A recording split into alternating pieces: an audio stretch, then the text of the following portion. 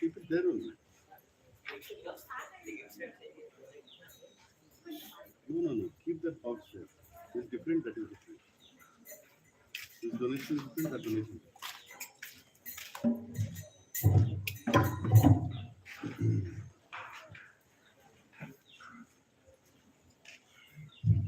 Jaya Radhe, Jaya Krishna, Jaya Vrindavan.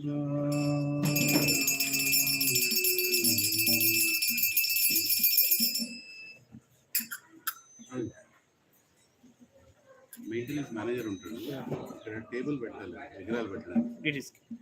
పొద్దున పెట్టుండే తీసేసి మళ్ళీ పెట్టమని చెప్పి. జయ రాధే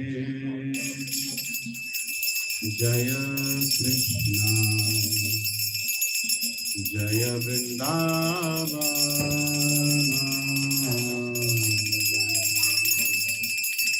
జయ Jaya Krishna, Jaya Vrindavan.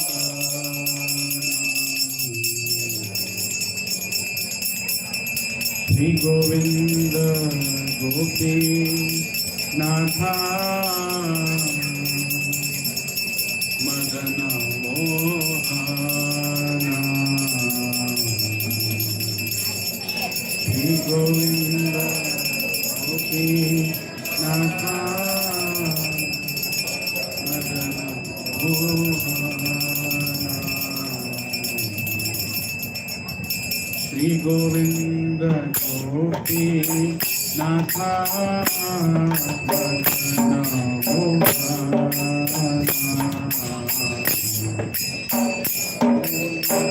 Gopi Natha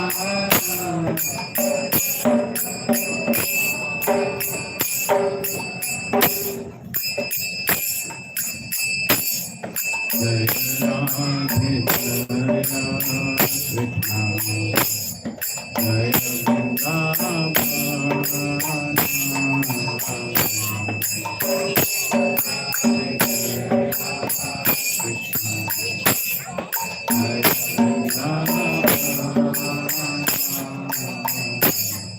Shri Govinda Gopi Natha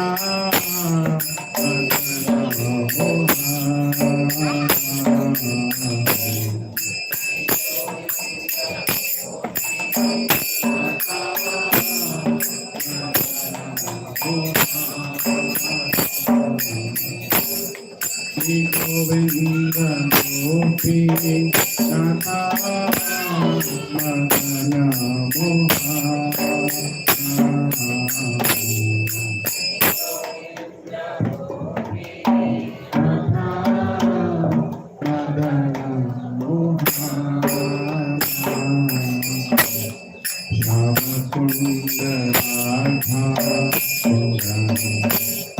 Shri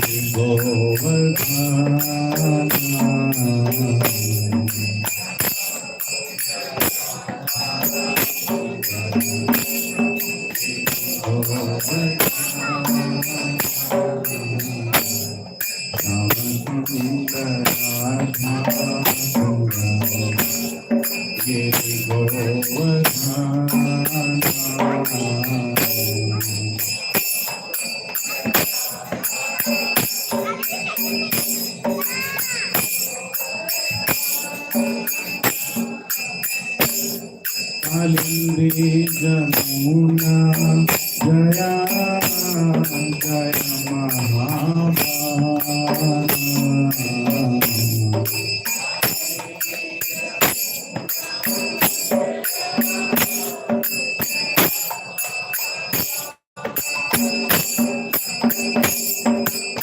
जय जमुना जया जय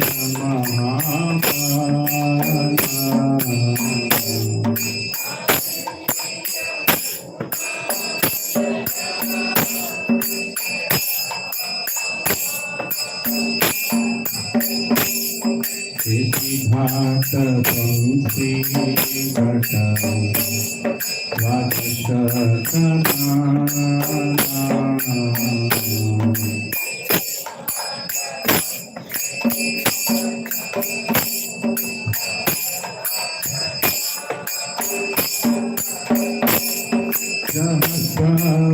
लीला तुलो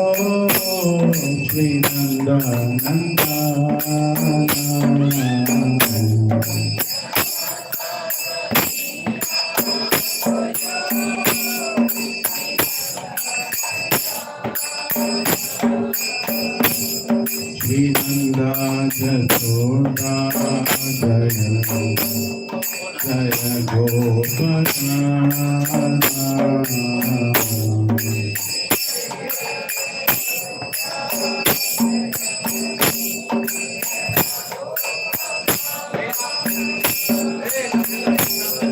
श्रीनंदा जसोदा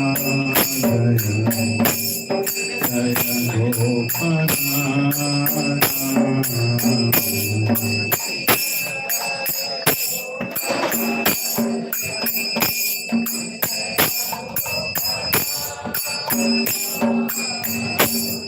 श्री रामाधि जया जया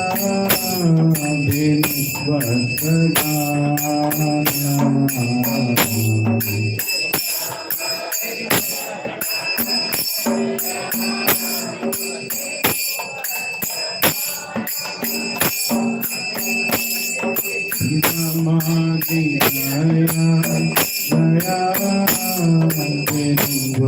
जया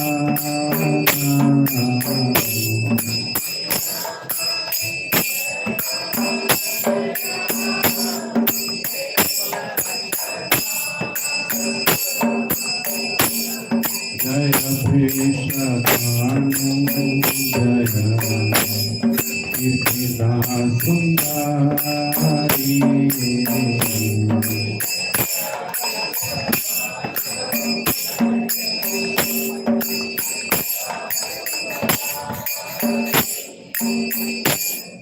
जय पूर्णमासी जया अभिरानदारी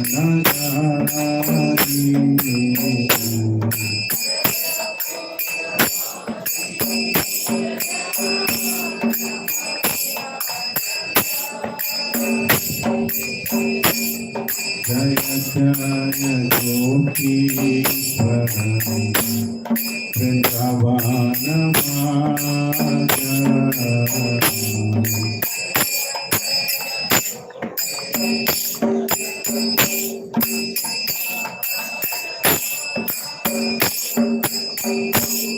जय जय कृष्ण सखा पटुभि जया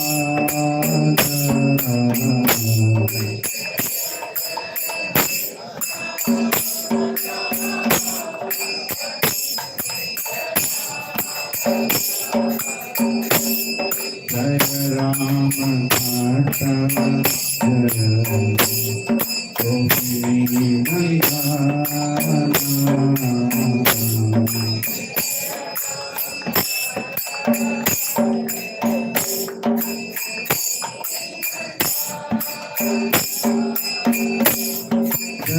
जय वृंदावनापति जगत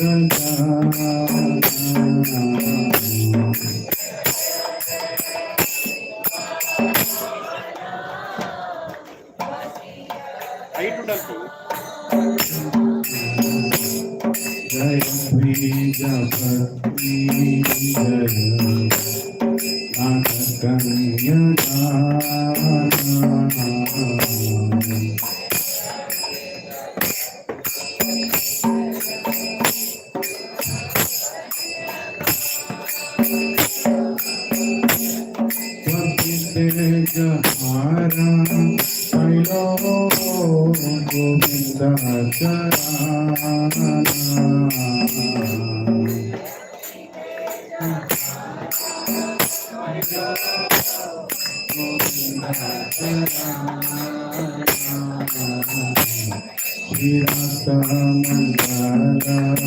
जय जय राधा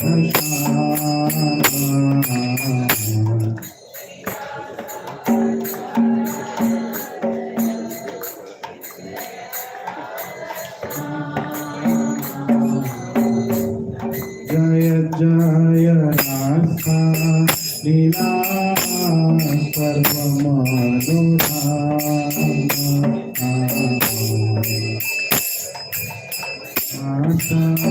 लीला सर्वमनोरमा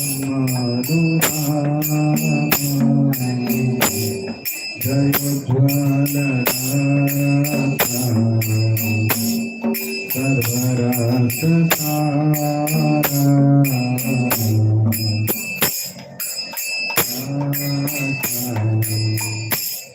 सर्वरस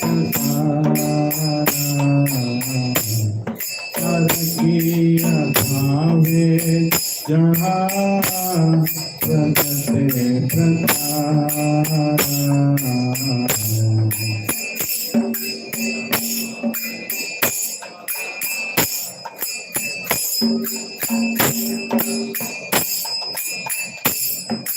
दानव पादा परमा कोरिया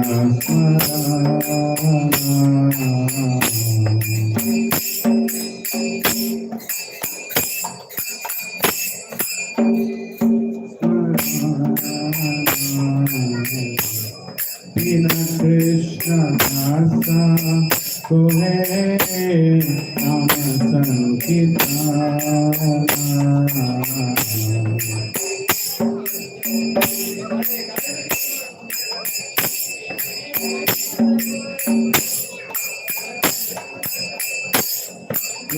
कृष्ण दासा तुम्हें नाम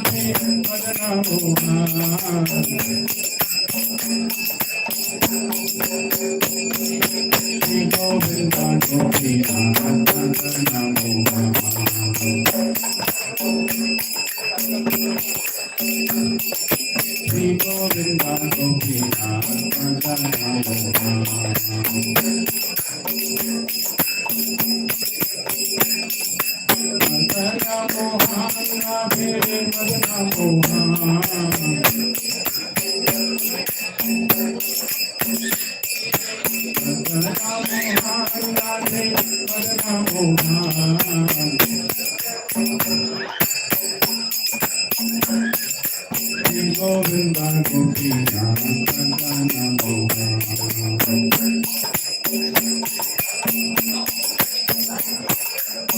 Govinda Gopinath Nandana Mohan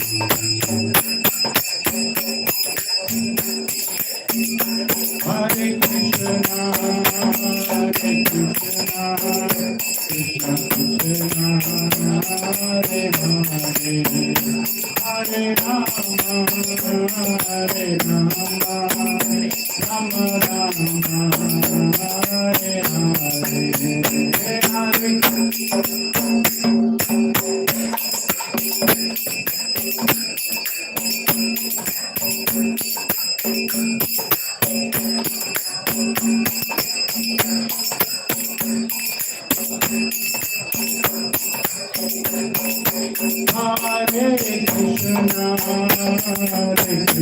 Krishna Krishna Krishna Hare Hare Hare Rama Hare Rama Rama Rama Hare Hare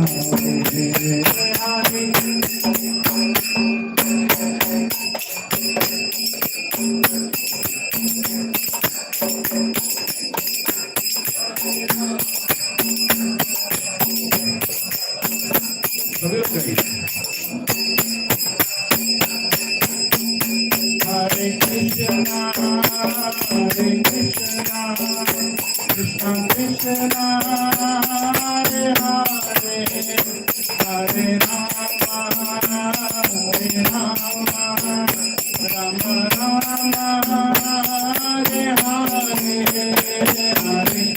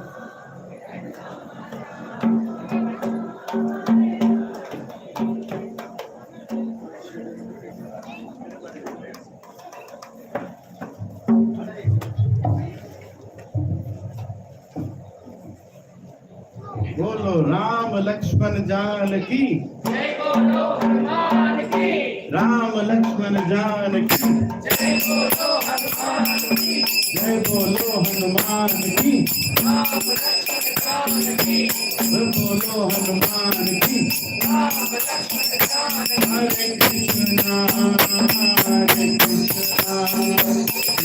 Krishna Hare Hare Hare Rama Hare Rama Rama Rama Hare Hare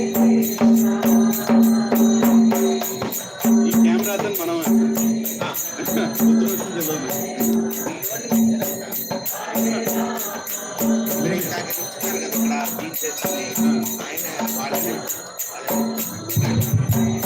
camera అడుగుతుంటే Hare Krishna Krishna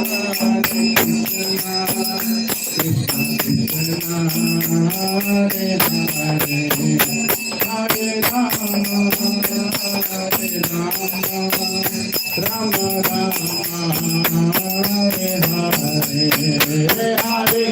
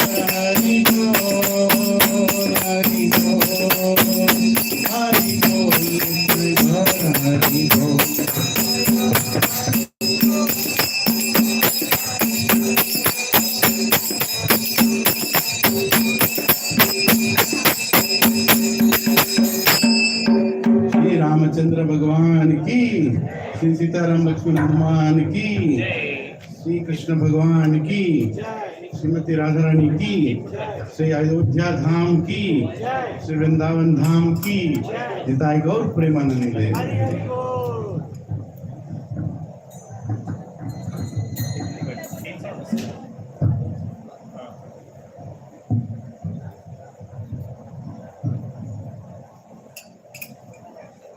Sing this bhajan.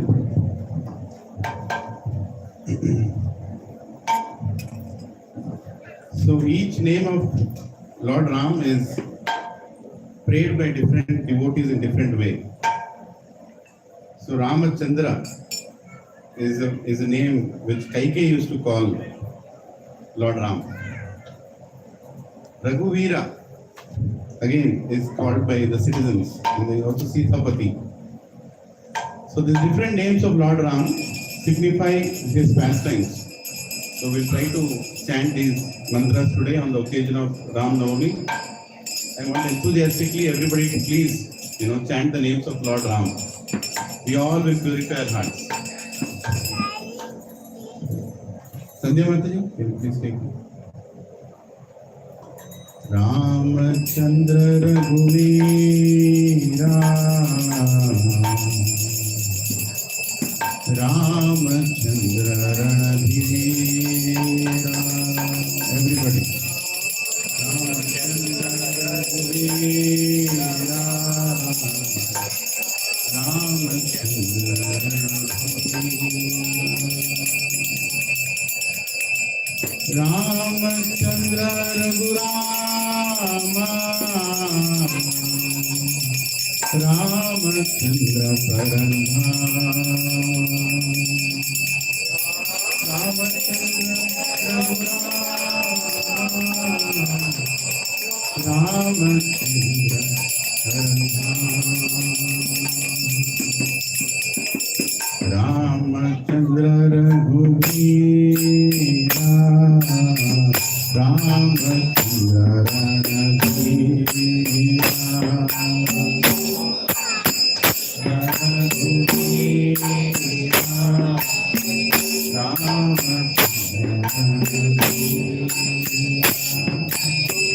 Ramachandra Raghuvira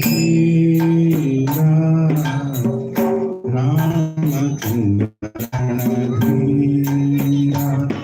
आप कुछ करके कटे कुंजी करके कटे Ramachandra Ramachandra Raghurama Ramachandra Paranama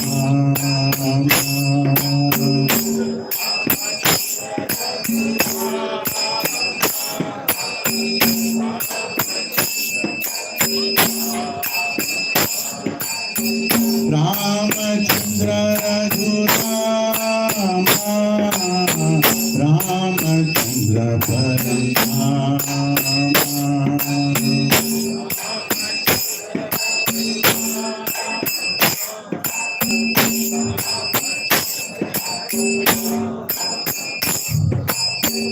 Ramachandra Raghunatha Ramachandra Jagannatha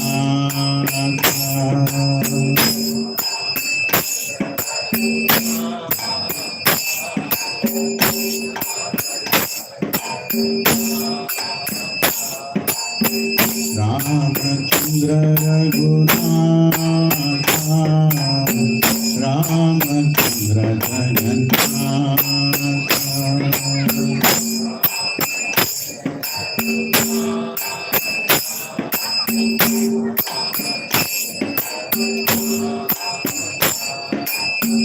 Ramachandra Raghunatha Ramachandra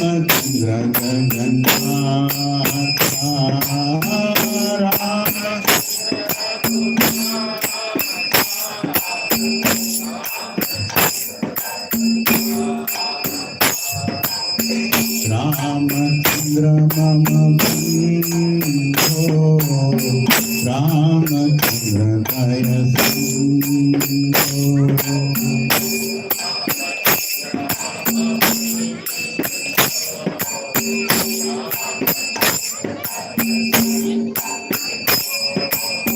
Ramachandra Mama Bindho Ramachandra Daya Sindho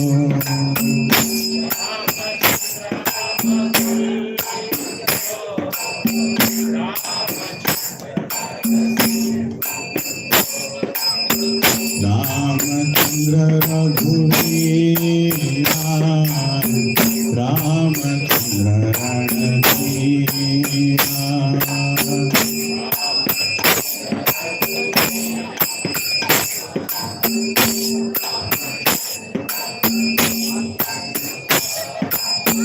Ramachandra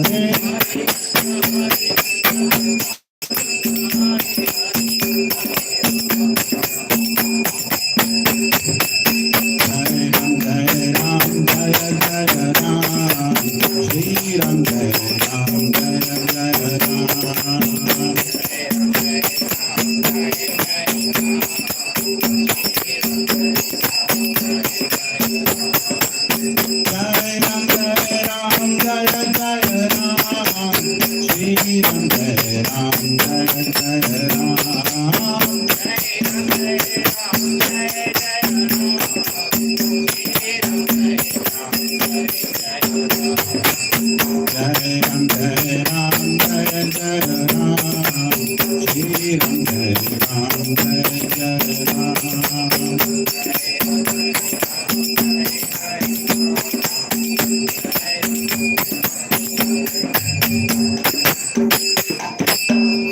Ramchandra रघुवीरा, Ramchandra रणधीरा, Ramchandra रघुवीरा, Ramchandra रणधीरा, Ramchandra Raghurama, Ramchandra परंधामा।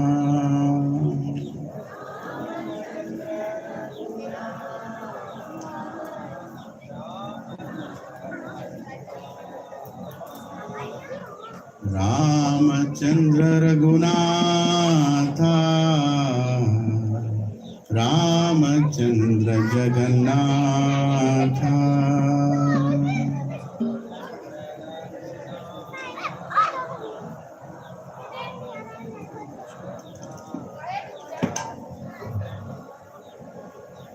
Ramchandra मम बंधु,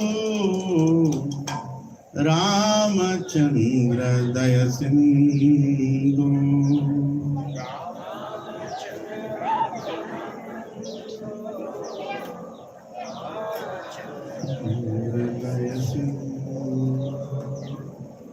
जय राम जय राम जय जय राम, श्री राम जय राम जय जय राम।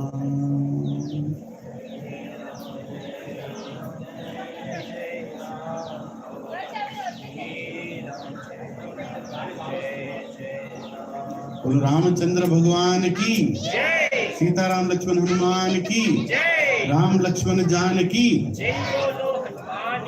जय बोलो हनुमान की। हरे कृष्णा हरे रामा।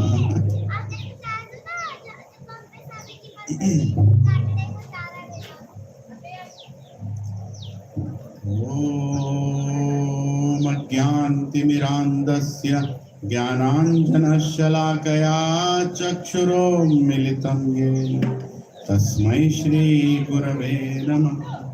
श्रीचैतन्यमनोभीष्टं स्थापितं येन भूतले स्वयं रूपा कदा मह्यं ददाति स्वपदान्तिकं। वन्देऽहं श्रीगुरौ श्रीयुतापदकमलं श्रीगुरुं वैष्णवांश्च। श्रीरूपं साग्रजातां सहगना रघुनाथान्वितं तं सजीवं साद्वैतं सावधूतं परिजना सहितं कृष्ण चैतन्य देवं श्रीराधा कृष्ण पादान् सहगना ललिता श्री विशाखान्वितांश्च। हे कृष्णा करुणा सिंधु दीनबंधो जगत्पते गोपेशा गोपिका कांत राधा कांत नमोस्तुते। तप्त कांचना गौरांगी राधे वृंदावनेश्वरी वृषभानुसुते देवी प्रणमामि हरिप्रिये। वाञ्छाकल्पतरुभ्यश्च कृपा सिन्धुभ्य एव च पतितानां पावनेभ्यो वैष्णवेभ्यो नमो नमः। जय श्री कृष्णा चैतन्य प्रभु नित्यानंद श्री अद्वैत गदाधार श्रीवासादि गौर भक्त वृंद। हरे कृष्णा कृष्णा कृष्णा हरे हरे, हरे Ram Ram Ram Hare Hare. Please everyone loudly repeat after me, as loud as you can. Om Namo Bhagavate Vasudevaya.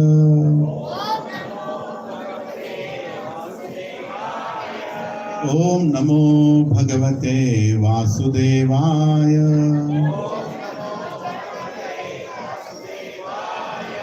ओम नमो भगवते वासुदेवाय।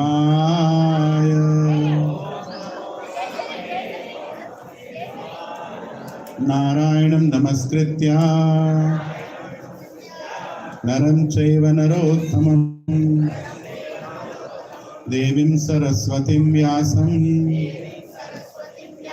ततो जयमुदीरयेत्। नष्टप्रायेषु भद्रेषु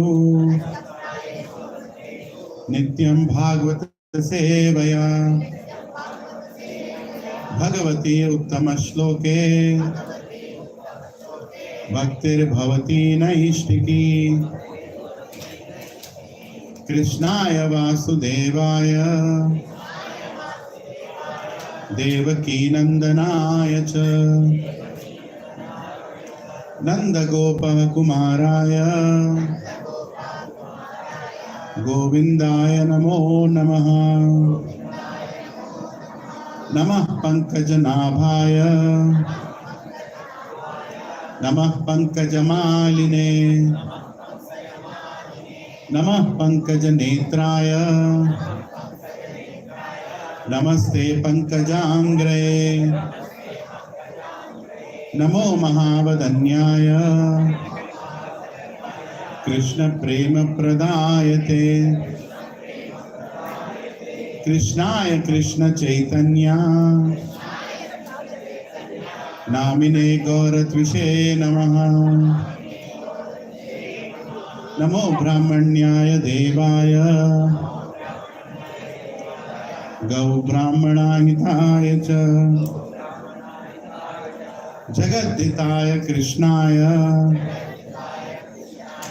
गोविंदाय नमो नमः।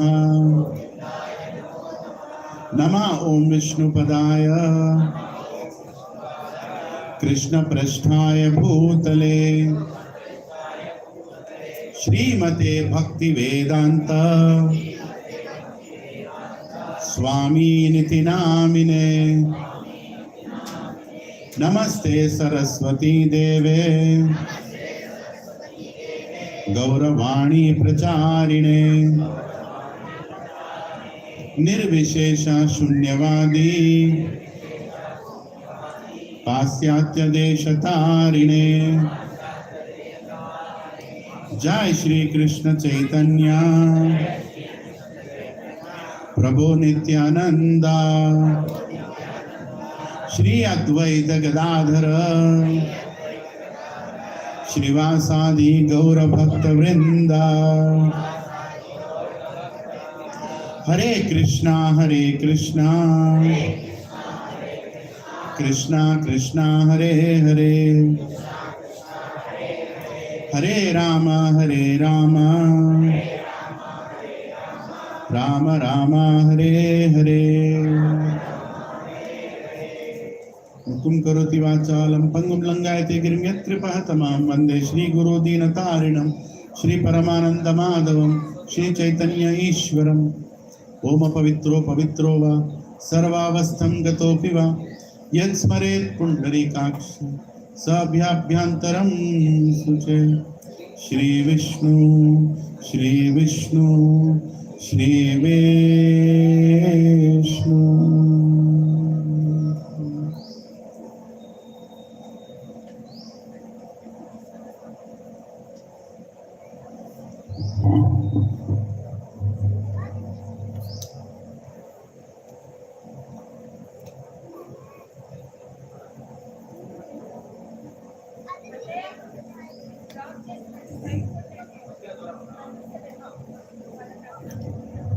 जय Shri Ram.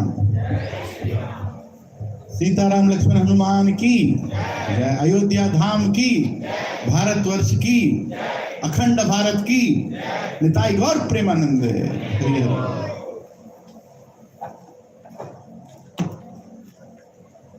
So, Hare Krishna. Thank you all Prabhujis and Matajis and all the attendees today. I'm very grateful that all of you have come. Am I audible till the back? Yeah, till that back. Am I audible? No? No? I can't understand the signal like this or okay. Okay, so maybe some of you can come a little front then. Just come a little front. That's okay. If you can't hear me, please come front. Hare Krishna. Am I clearly audible or the fans are making too much noise? Audible chalega? ठीक है. Hare Krishna. Because today evening is to, yeah. You want to switch off the fans?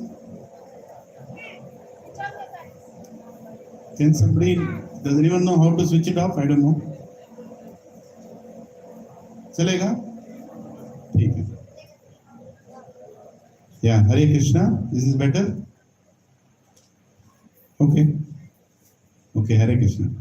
So anyway, so thank you all. Today we are going to discuss, I'll keep the language as English because I was requested that no Telugu now in the evening. In the morning there was a lot of discussion in Telugu and a lot of you could not follow. So today evening is, we'll discuss in English and little bit Hindi here and there. So today is Ramanavami. Today is the appearance of Lord Shri Ram. And what does Lord Ram mean to all of us? How is Lord Ram part of our lives? Can we have the children sit a little back? They're talking a lot. Hare Krishna. Yeah. So what does Lord Ram mean to all of us? Is Lord Ram really in our life? Can you experience him every day in your life? No. How many say yes? Lift your hand. Very nice. There was a time in India, in Ayodhya, when there was nobody thinking of anybody except Ram. It is so unfortunate that this country, after 1 crore years, people hardly think about Ram. But one person is eternally thinking about Ram. Who is that? Hanumanji. Hanumanji is a great devotee of Ram. He all the time thinks about Ram. Wherever there is Ram bhajan, there is Hanuman. Did you all see Hanumanji anywhere here sometime back? You cannot see, but he was here. Because Ramji's great benediction to Hanumanji is wherever my bhajan will happen, I will let you know so you can go and dance there. So while we were doing the bhajan in just now some time back, Jai Ram, Jai Ram, Jai Jai Ram, Hanumanji was definitely dancing here. It is impossible that you take name of Lord Ram and Hanumanji doesn't come. We are thinking, अरे कैसे कैसे आएंगे? ये तो मयोंग कृषि है. Why will Hanumanji come here? अरे बाप रे, Hanumanji will go 14 planets wherever Lord Ram's name is chanted. That is the devotion of Lord Hanumanji. And we should all think ourselves fortunate that we are singing this bhajan and we are remembering Ram on this Ram Navami. And after many years of independence, finally India is bringing back its true king, Lord Ram in Ayodhya. Isn't it? The mandir in Ayodhya is being constructed as we speak. And January 2024, Ram Mandir is going to open. Ram Lala's Mandir is going to open in Ayodhya. Bolo Jai Shri Ram ki? Yes, right? The very place where Lord Ram appeared, that very Mandir is going to be ready. And all of us should visit that place. Like many of us go to Tirupati, go to Balaji Mandir. Now we have one more destination in the North India. And the prediction goes that the number of people who are going to go to see Lord Ram will be double than as many people that go to Balaji today. It goes like that, yes. Nothing to compare. The same Balaji is same Ram and same Ram is same Balaji. But people are waiting to see Ram Lala in the temple, right? Which has not been there for more than 500 years. It's 500 years since Lord Ram's temple is not there in Ayodhya. Big temple is not there. Now it is being constructed.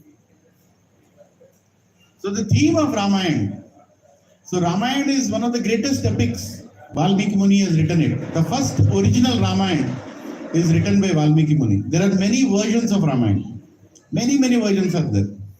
There is also a version in Persian language. In Persian language, how many of you know? There is a version of Ramayana in Japanese language.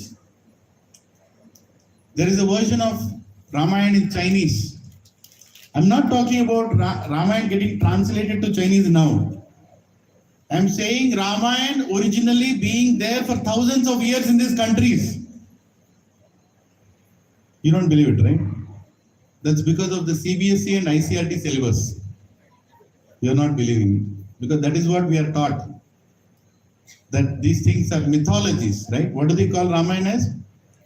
Mythology. They don't call it history. Ramayana is our history. Lord Ram is our grandfather, great-grandfather. Right? What is our grandfather's name? My father's name is Narayana. My father's name is Lakshman Reddy. And his father's name is Raghava Reddy. And his father's name is Narsimha Reddy, I think. And his father's name, my father never told me. But even though my father did not tell me, I can tell you one thing. That one of my great-grandfather's name is Ikshvaku Vamsha Sri Ram. That I am clear. There is a Ramayana in Egyptian language. The gods of Egypt are nothing but Ram, Lakshman and Sita in different names. You might be surprised. What are you hearing today? But let me tell you, Lord Ram was not the king of Ayodhya. He was the king of the whole world. And how many years was he the king? 10,938 years. How many years? 10,938 years he ruled the planet Earth. Right? That's the greatness of Lord Ram. And his father Dasharath ruled for more than 60,000 years. Right? That's Ikshvaku Vamsha. And if you go to Cambodia, if you go to Indonesia, if you go to the whole Asia Pac, you can say Asian Pacific, there are so many Ram temples. How can anybody explain this? How can anybody explain that Lord Ram is being worshipped there? South Korean king's name, the whole king's dynasty is Ram 1, Ram 2, Ram 3. South Korea. In Russia, Ram was worshipped.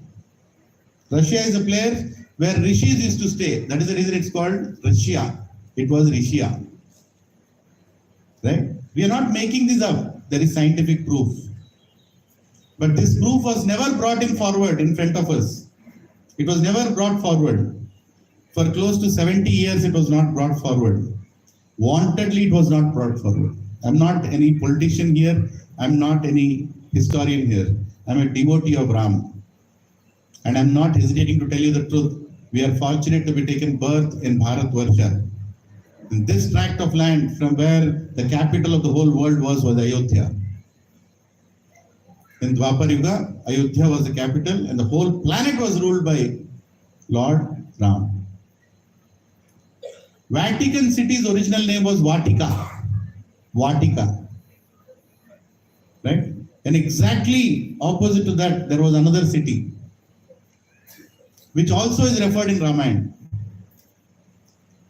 Italy has scriptures of Ramayana. All these are not told to us. And you will be surprised. प्रभु जी क्या बात कर रहे हैं? भैया research करो, अपने flat से निकलो, मालूम तो करो क्या कहां तक राम जी के ग्लोरीज थे. So what is happening today is historic. That Lord Ram's temple in his birthplace is being constructed, which is a great glory for the whole planet, not for just India. We should understand that. And we are proud to be descendants of Ram. And who is not a descendant of Ram? Who is not a descendant of Ram? Right? We are all coming from the same Vansha. And our Sanatan Dharma philosophy says Vasudeva Kutumbakam. We are all one family. Right? So Lord Ram's Ramayana is written in many, many verses. On planet Earth, the access is given only to 100,000 verses.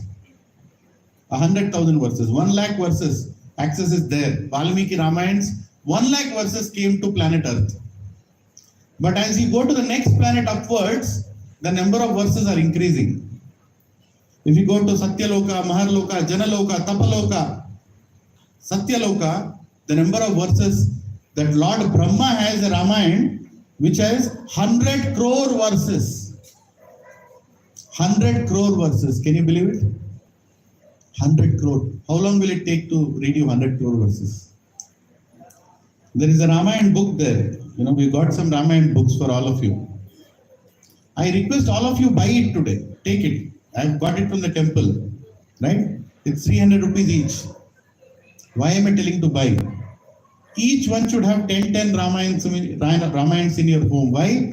When there is somebody's birthday, don't give a plastic clock. Don't give a plastic toy. Give a Ramayana. But how will you give Ramayana if you don't have Ramayana in your house? What to give as a gift? Take Ramayana as a book that you should read.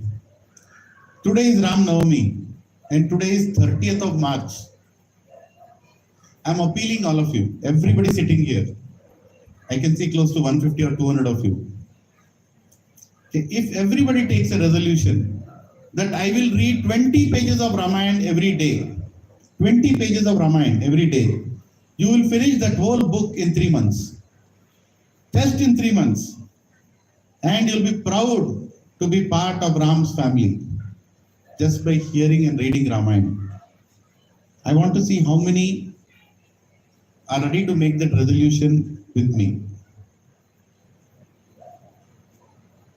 20 page नहीं पढ़ सकते राम लाला के लिए, उनके बारे में? Please पढ़िए. Please take Ramayana. Read Ramayana. Ramayana is not for old people. Ramayana is not only for old people. Ramayana is for small children. Ramayana is for the youth. Ramayana is for every generation. Each one of us, if we read 20 pages once we get up in the morning, first thing to do, read Ramayana. Okay, Prabhu, I have to send my children to school. I don't have time. Read in the night. Oh, Prabhu, I'll get sleep. Read in the afternoon.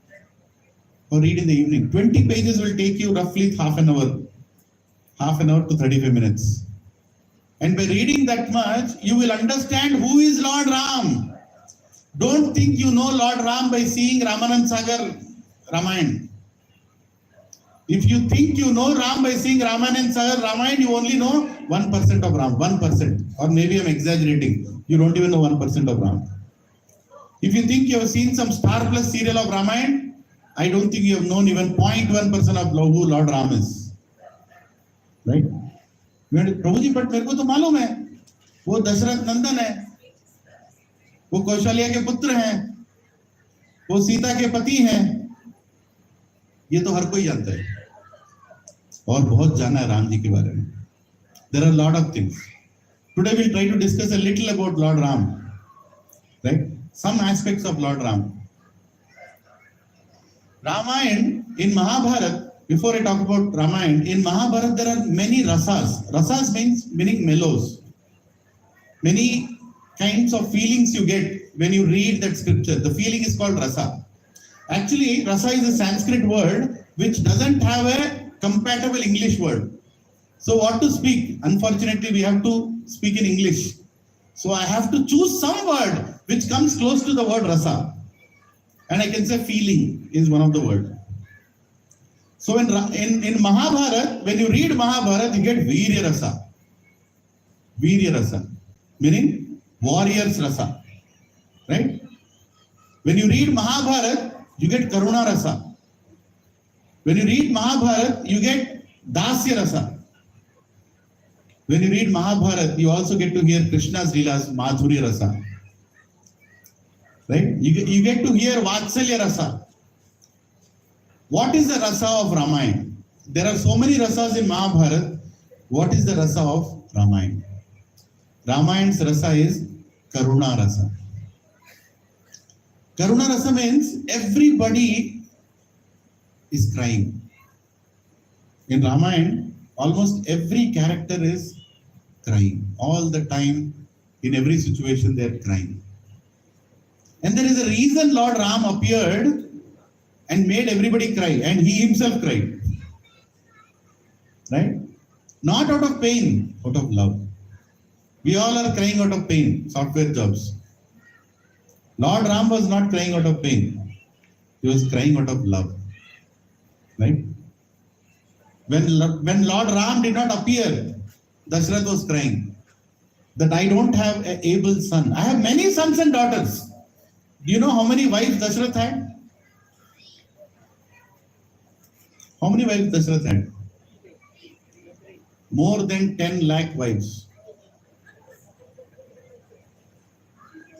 His prominent 3 wives were Kaushalya, Sumitra, Kaikeyi. Prominent 3 wives. Important wives. But he had 10 lakh wives. Every time Parshuramji came to kill him, because Parshuramji was going on the planet. 12 times he killed all the Kshatriyas. And every time he came to Ayodhya, immediately Dashrath understood this fellow is going to kill me now. And the only condition when Parshuramji is not going to kill a warrior is when he is getting married. So every time Parshuramji came to Ayodhya, he saw Dashrathji marrying somebody. So that is how he saved himself. So some Kshatriyas were left out when they were getting married. So there were many sons to many daughters, also many wives to Dashrath. But Dashrath Maharaj was not satisfied. He was not happy. Why he was not happy? Because he wanted a son whom his forefathers will be proud of. Our forefathers should be proud of such a son. That son was not there. And he knew that. And he had great ministers, Vashishta. Right? What is the other minister's name? Mantra? Pramantra, I think. There is one more minister. Sumant. Yeah, Sumantra. Sumant. And he also told that Dashrathji, you need to have a great son. Now, what is the meaning of a great son?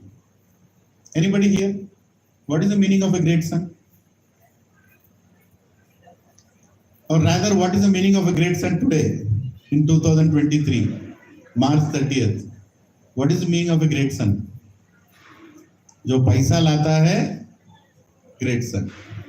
जो पैसा नहीं लाता है, वो worst son. है कि नहीं? बस इतना ही है.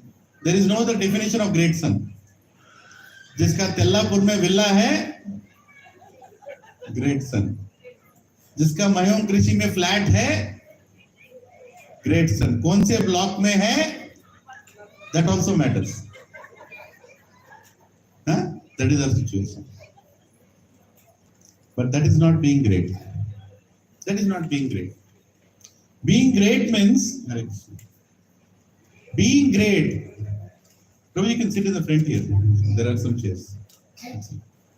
Yeah. Being great means you should be a great devotee. That was our culture. Paisa to aa hi jayega. Even if you don't want, money will come, because if it's written as per your karma, it will come. Whatever money you have to get in life is already written in your karma. You have to do a little work and it will come to you. No, if it is not written in your karma, no matter how much great work you do, money will not come to you. It will not come to you. You will take birth in a family where you cannot earn money that much. How do you think you took birth in this family, what you are right now? You are a Reddy, Kapoor, Kurana, Mishra, I don't know what you are. How are you? Did you take birth thinking I'll take birth in a Mishra family? No. We have been made to take birth. We have been given these parents.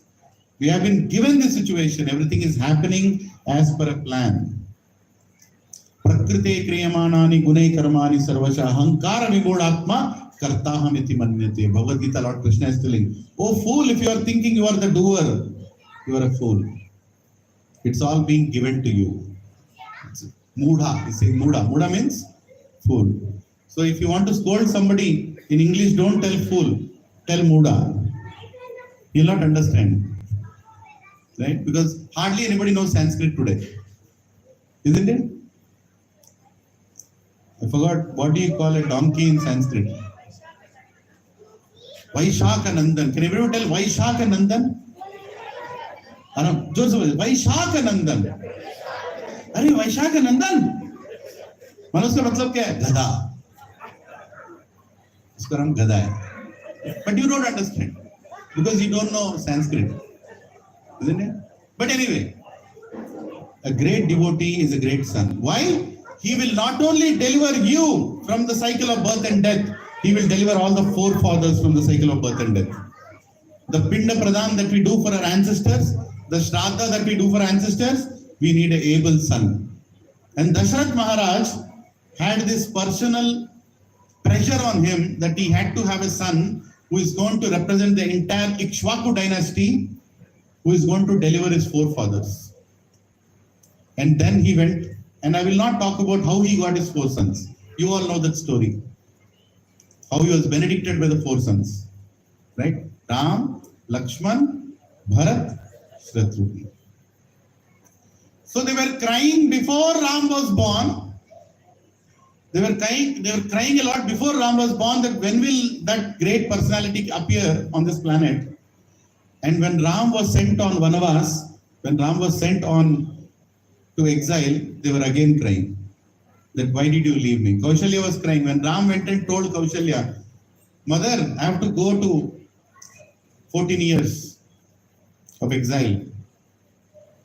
Immediately Kaushalya was like, Beta, तूने तभी रुलाया, अभी रुलाने वाले. You made me cry before you took birth, and now you're again making me cry. How can we live without you, Ram? How can we live without you? Everybody were crying. Entire Ayodhya city was crying.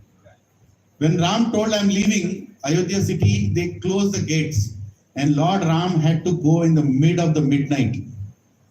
Because that was the only time, for some time, they closed their eye petals. Ayodhya Vasis, they all closed their eye petals because they couldn't control their sleep. For a few minutes, they closed their eye petals, and during that time, Lord Ram went out of Ayodhya. Otherwise, they would have never left him. That was the love that everybody had for Lord Ram. Right? Dashrath Maharaj, he died crying. He was just crying. Dashrath Maharaj didn't die of a heart attack or a kidney failure. Dashrath Maharaj died crying. There was no water left in his eyes. There was no happiness left in his heart. He just cried and died. How many have seen anybody crying and dying? Of course, sometimes layoffs happen, people cry. But they don't die. Right? But Dashrath Maharaj cried dying. Kaikeyi cried after Bharat rejected her as a mother. Then she realized what a bad mistake she did by rejecting Lord Ram. Sumitra cried because she lost both her sons. One, her elder sister's son, Ram, and her own son, Lakshman. Lakshman cried. Lakshman cried out of anger. He told Ram, if that king comes in front of me who has made you go to forest, I will kill him. Who was that king? Dashrath. He was telling Ram that I will kill Dashrath because he is sending you to forest. I mean, it is not ordinary. In these days, some son can tell his father, I will kill you. That's also rare. But in those days, somebody telling that I will kill my father is not an ordinary thing. Lakshman loved Ram so much that he could not control his emotions. He told, my dear brother, how can there be a king who is sending somebody like you to forest? I will kill that king. Was that king blind to make such a decision? Lord Ram told that king, by the way, is our father Lakshman. And I honor my father's promise. I honor my father's promise. So don't be so angry. But was Lakshman going to be happy with those answers? No. He was very angry. Very, very angry. But he also cried. Vibhishan cried when Ravan rejected his proposal to surrender to Ram. And Vibhishan cried when Ram accepted him. Right? Out of love. When Vibhishan came to Lord Ram to take shelter, Lord Ram told, I will give you shelter, but let me ask the opinion of all my ministers. So he looked at Sugriv, Angad, and he asked, should I accept this person? Everybody told, he is coming from enemy camp. He is coming from enemy camp. Don't accept him, Ram. He has a plan behind it. They have already kidnapped your wife. Now he is coming here to further damage you. But Ram looked at Hanumanji. Hanumanji, what do you say? Yours is the last opinion. Hanumanji told, Ram, how is it possible that somebody comes to you for shelter and you will reject him? It is not possible. He has come to take shelter of you, so I am sure you will not reject him. And immediately Ram looked at Vibhishan and told, what Hanuman told is right. I cannot reject anybody. I cannot reject anybody who comes to me. But I will reject only one person who comes to me. The person who doesn't have any gratitude. The person who is not grateful. Hindi में कृतज्ञता बोलते हैं, कृतज्ञता. समझते हैं कृतज्ञता क्या होता है? The person who is not grateful, Lord Ram will never protect that person. Grateful to whom? Lord Ram will. What do you mean by not being grateful? A person who is not grateful to his parents, who have given birth to him. A person who is not grateful to his teachers, who have given education to him. A person who is not grateful to his friends, who have given their love to him. A person who is not grateful to his employer, who is paying him.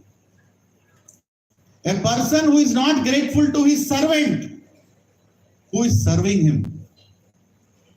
It's just not about being grateful to people above you.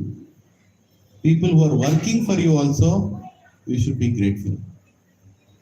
Right? How many of you have seen security guards standing outside the gate 2 o'clock and they're not sleeping? If you are thinking that I am paying them salary, I am paying maintenance, then Lord Ram will not give a shelter to you. If you think, oh, I am so grateful that they are standing there throughout the night to protect my family, then Lord Ram will give protection to you. Are you understanding the meaning of being grateful? You should be grateful to your wife that she is tolerating you. You should be grateful to your husband that he is also tolerating you. You should be grateful to God that is tolerating both of you. Isn't it? You should be grateful. Being grateful is a theme of Ramayana. Maryada Purushottam Ram, matlab the one who is grateful. When Dashrath told Ram, I cannot tell you what Kaikeyi has asked me. Lord Ram told, my dear father, you tell me anything I will follow. Anything I'll follow. Why are you even thinking? Just tell me what happened. Then Dashrath told, I can't tell. You only go and ask that woman. The woman, I don't want to look at her. Go and ask her. And he went and asked Kaikeyi. And Kaikeyi was very puzzled that how can she deal with Ram? She dealt with her husband very easily. Her husband, she told, okay, are you able to listen to me? Am I audible? Please focus. Today is RAMANAVAMI. These Leelas of Lord Ram are more merciful today. I am not a good speaker, but Ramayana is great. So just try to focus. So when Ram went and asked Kaikeyi, Mother Kaikeyi, why is my father crying like this? What happened? Why is he not telling me what happened? And Kaikeyi told, keeping her face in a different direction, because she also loves Ram. But that night she got manipulated by mantra. Her complete mind was perplexed. पागल हो गई थी. मति चले गई थी. मति. Intelligence is gone. She told Ram, your father, she didn't tell Ayaz, she said, your father has promised that you should go to forest for 14 years. So, he has also promised that my son Bharat will be the king of Ayodhya. What do you think was Lord Ram's reaction? He was talking to his mother Kaikeyi.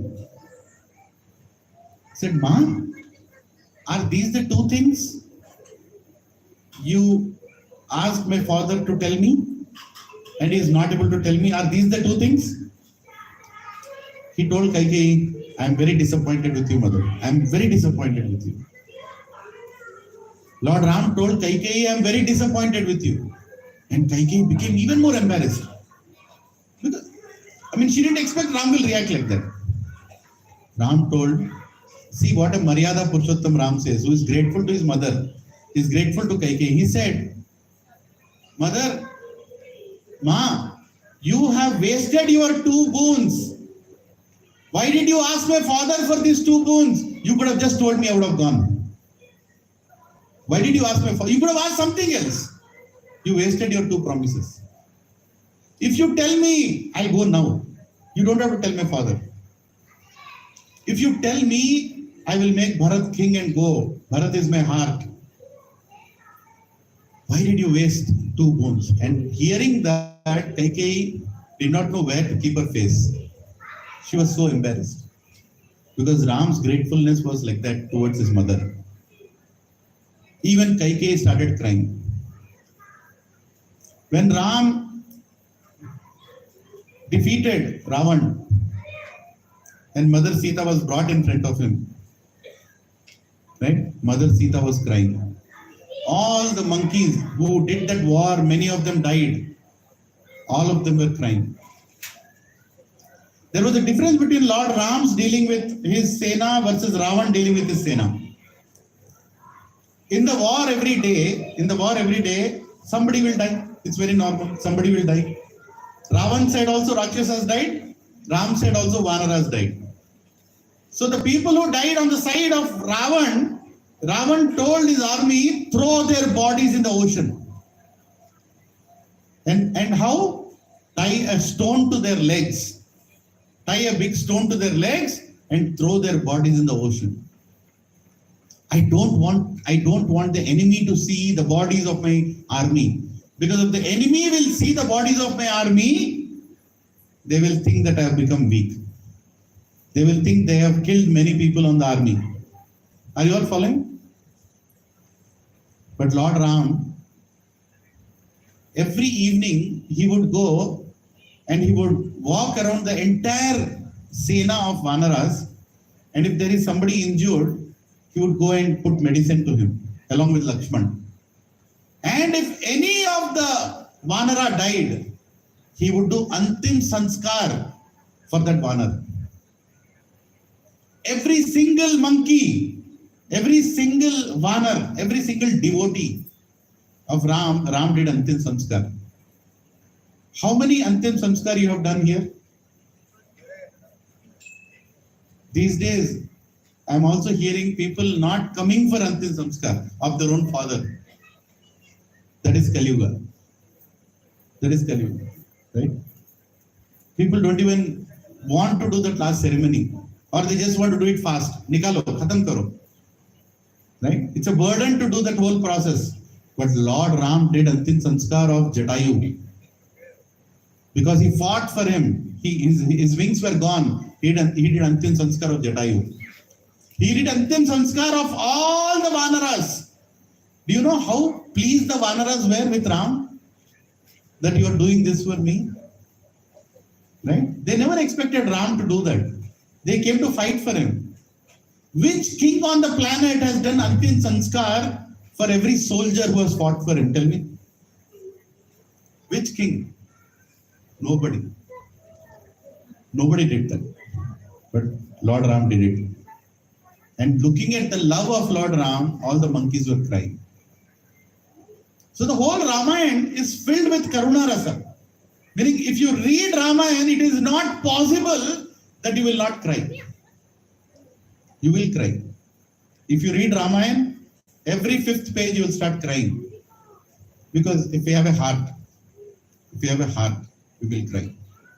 If the heart has become like a stone, still Ramayana will make you cry. That is why everybody should read Ramayana, so that our heart becomes fragile. And when the heart is fragile and clean and pure, then Lord Ram will come and sit in our heart. Otherwise, in this strong, stiff heart that most of us are carrying, Lord Ram will not enter. I asked a question, how many people here are thinking about Ram every day? Not many. You know why?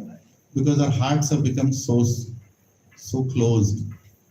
So closed. We are worshipping. We are going to temple, but we are not allowing that Ram to be in our heart.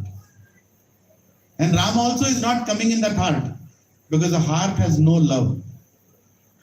We only go to God to take, and forget. Get, and forget. That's what we go to God to, right? Tirupati gaya, kya pucha? Get, forget. And what is God doing? Give, and forgive. Forgive His children for the nonsense we are doing. He's forgiving us. Isn't it? Hare Krishna. So Karuna Rasa. And Lord Ram was a great leader. Right? And being in a leadership position means what? Being a leader means taking responsibility.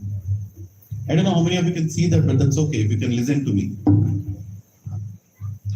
Being a leader means taking. Can I hear it all? Being a leader means taking responsibility. And taking responsibility means what? Sacrifice.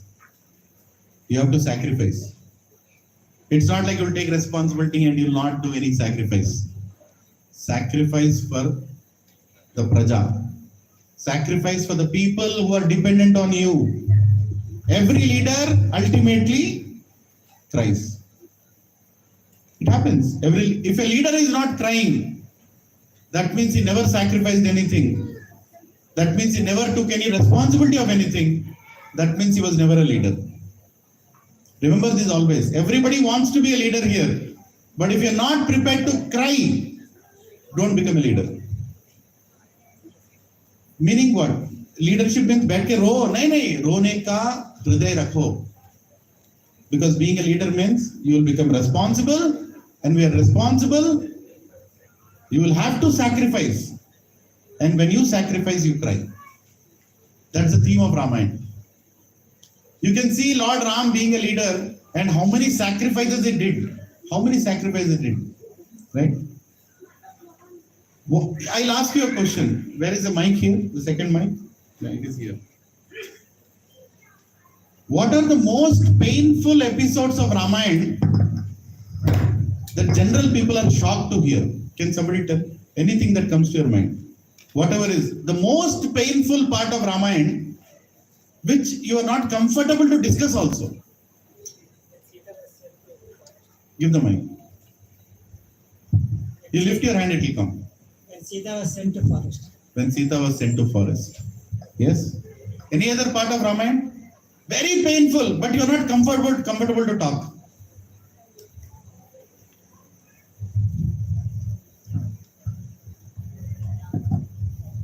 When Bharat returned from his grandfather's home and saw everyone wearing white clothes. Very painful. Very painful. Very painful. Hare Krishna. Where did Bharat go? Bharat Milap. Bharat Vilap. Milap, when he went to meet... when he went to meet Ram in the forest. Yes, very painful. Isn't it? He went and he begged, please come back. And Ram was like, no. I have given a promise to my father, I am not going to come back. But what are those incidents which you find it a little controversial or difficult to talk? Agni Pariksha, Haribol, I was waiting for that. Agni Pariksha. Why Agni Pariksha? Isn't it? You love Ram, but sometimes it's very difficult to understand Ram. Why Agni Pariksha? Any other incident in Ramayana? when Lakshman died. When Lakshman was killed by Indrajit. Yes, that was very painful. He actually almost died. At that time, Hanumanji went and brought the Sanjeevani. And by the way, when Hanumanji went and brought the Sanjeevani, the smell of Sanjeevani was so fragrant and so much Ayurvedic that all the dead monkeys in the war for the last 5 days, all of them got life and they came back. Because Lord Ram did not throw them in sea.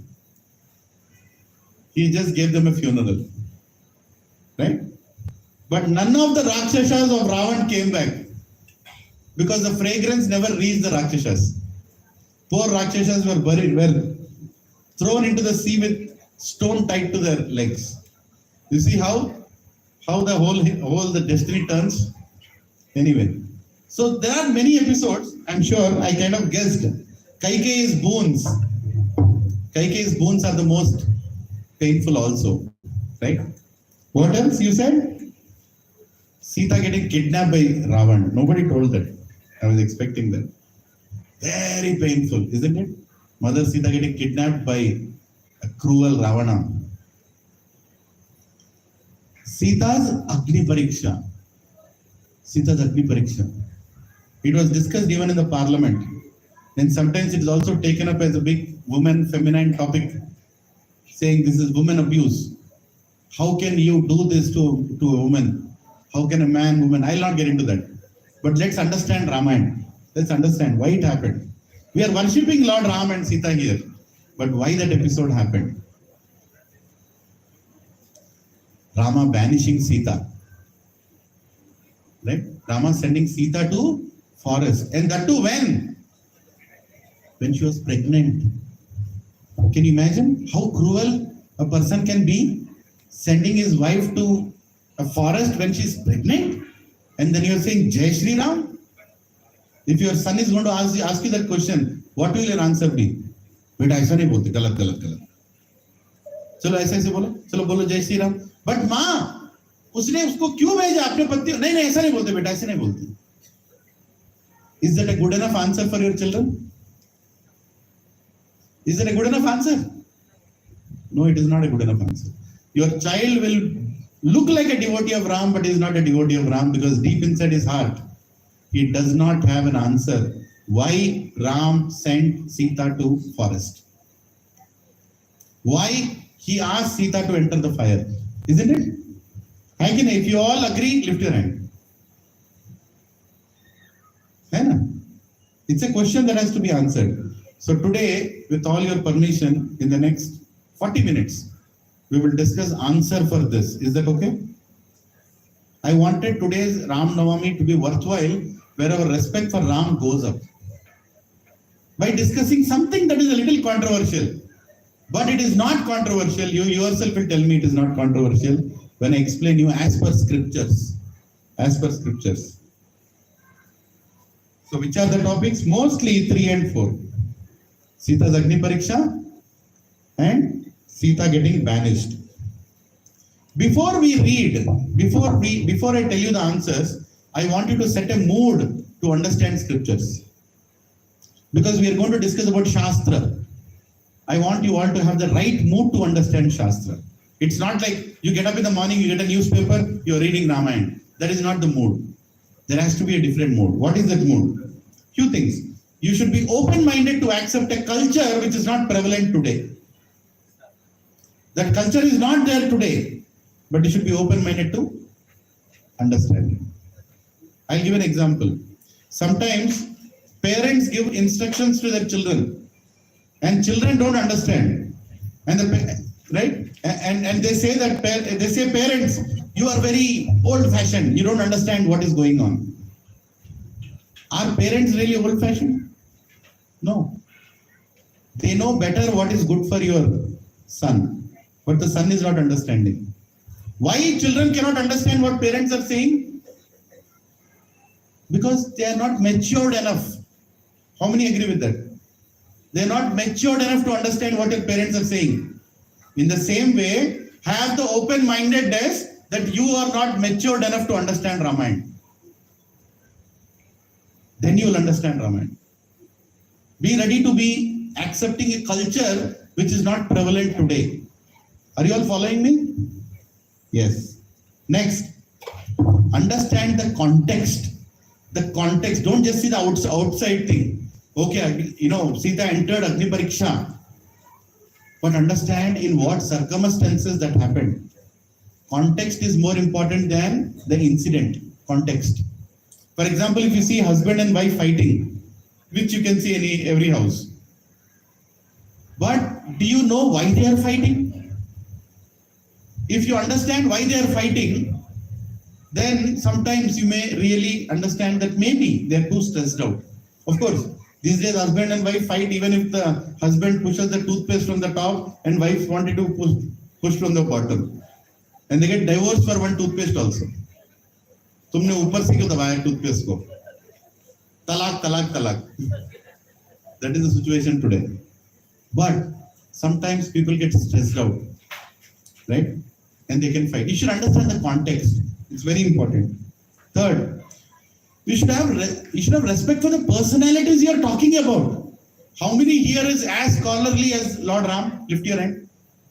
How many here is as great as Sita? Lift your hand. Can I see anybody equal to Lakshman here? Can I see anybody equal to Hanuman here? Is there anybody more knowledgeable than Valmiki here? Is there anyone more chivalrous or great than Dashrath here? No, you are not. So when you are dealing about great personalities, you should also have a heart to accept that what they are doing is much greater than what I think. Right? Slowly you should have that heart to understand. Just like a child should have a heart to understand that my father and mother are my well-wishers. Even though I don't understand what they are doing to me, but I have faith in them. I have faith in them that they are greater than me. If a mother gives milk in the morning to the son, will the son doubt, has my mother mixed poison in it? Will he doubt? No. He will never doubt because he knows my mother is great. In the same way, you should have that feeling of gratefulness for the great people in Ramayana. Then you will understand Ramayana. To understand Ramayana, you should have respect for these great personalities. Right? Valmiki is presenting his point of view in Ramayana. Valmiki is presenting his point of view. But there are many other point of views also. Valmiki Ramayana is not the only book where Ramayana is spoken about. There are many places in many other Puranas where Ramayana's references are given. Kurma Puran, Matsya Puran, Shiva Puran. There are so many Puranas where further explanation of Ramayana is given, which a lot of people don't know. We only know Valmiki Ramayana. So have the open-mindedness to learn that. Today we'll discuss. Like for example, Vritrasura. Have you heard a name called Vritrasura? Anybody here? Nobody heard Vritrasura? Arre baap re, only 4 hands. Krishna, किधर जा रहा है भारत? पढ़ो, सिखाओ. वो book खरीद के जाओ थोड़ा जाते समय. खरीदो. अपने संस्कृति को समझो. अगर 300 रुपए नहीं दे सकते फ्री में लेके जाओ. मेरे तरफ से गिफ्ट है. लेकिन पढ़ो. इसमें इन्वेस्ट करो. Because you'll understand the greatness of a person called Vritrasura. If I talk about Vritrasura now, Ramayana will be kept aside. 2 hours I'll talk about Vritrasura, so I'll not talk about him. But I'll only say that Vritrasura is known as a Rakshas in many Puranas. But when you see Vritrasura's story in Srimad Bhagavatam, he's a great devotee. Bhagavat में वृत्रासुर का वर्णन इस तरह से किया गया है कि लोग दंग रह जाते हैं कि ऐसा भी कोई भक्त था, ऐसा कोई भक्त था. So the same person who is shown as a villain in one Purana is explained as a great devotee in another Purana. So to understand Ramayana, we cannot sit and understand Ramayana. We need great acharyas to explain as Ramayana, like Ramanujacharya, like Madhvacharya, like Nimbarkacharya, like Shankaracharya. They will come and explain your Ramayana, you'll understand Ramayana. Just by reading Ramayana, you'll not understand Ramayana because they know the whole Vedic scriptures. Are you all following me? Yes. Don't fall for non-spiritual people to talk about spiritual topics. There are so many fools and mudhas in internet today, in books today, who are writing books on Ramayana just like that. Some Patnaiks, some Devdats, some this, some that. Who are they to write about Ramayana? होते कौन है वो लोग रामायण के बारे में बोलने वाले? How much are they worshipping Lord Ram? If somebody has to speak about Lord Ram, he should have Ram in his house. He should worship Lord Ram 7 times a day. You know, as per Narada Pancharatri Vidhi, the deities of Ram in a temple, or Krishna in a temple, or Balaji in Tirupati, how many times are they worshipped in a day? 7 artis. 7 artis. How many times they are given bhoga? 5 times. How many times your wife gives you food? How many times you make something for your wife? You can't compare. When a devotee loves, how many times does Lord Jagannath in Jagannath Puri get bhoga? 8 times. And each time how many items he gets? 56. 56 items bhoga given 8 times in a day, and still Jagannath is feeling hungry. Hungry for love of his devotees.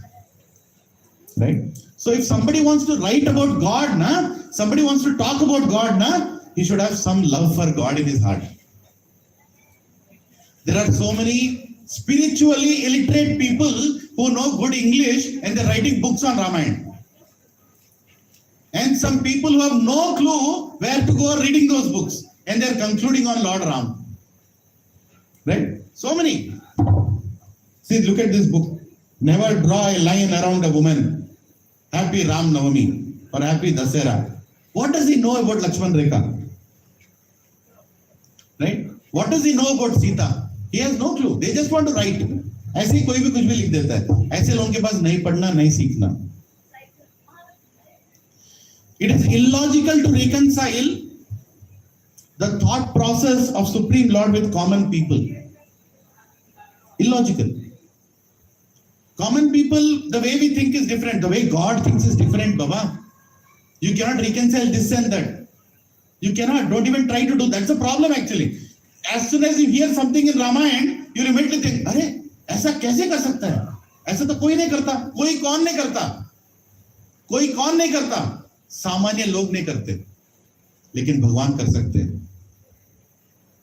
Don't compare the activities of God with your activities. You cannot compare. If you compare, you will never understand Ramayana. You will never understand Mahabharata also. You will never understand any Leela of God. So don't compare godly activities with our activities. Are you all following me? Yes. And self-proclaimed gurus. मैं गुरु, मैं गुरु, मैं गुरु. बहुत गुरु बन गया आजकल. Market में बहुत गुरु है. मैं भी गुरु बन सकता हूँ. ये सॉफ्टवेयर का नौकरी क्यों करूँ? I can become a nice guru. I know some Sanskrit also.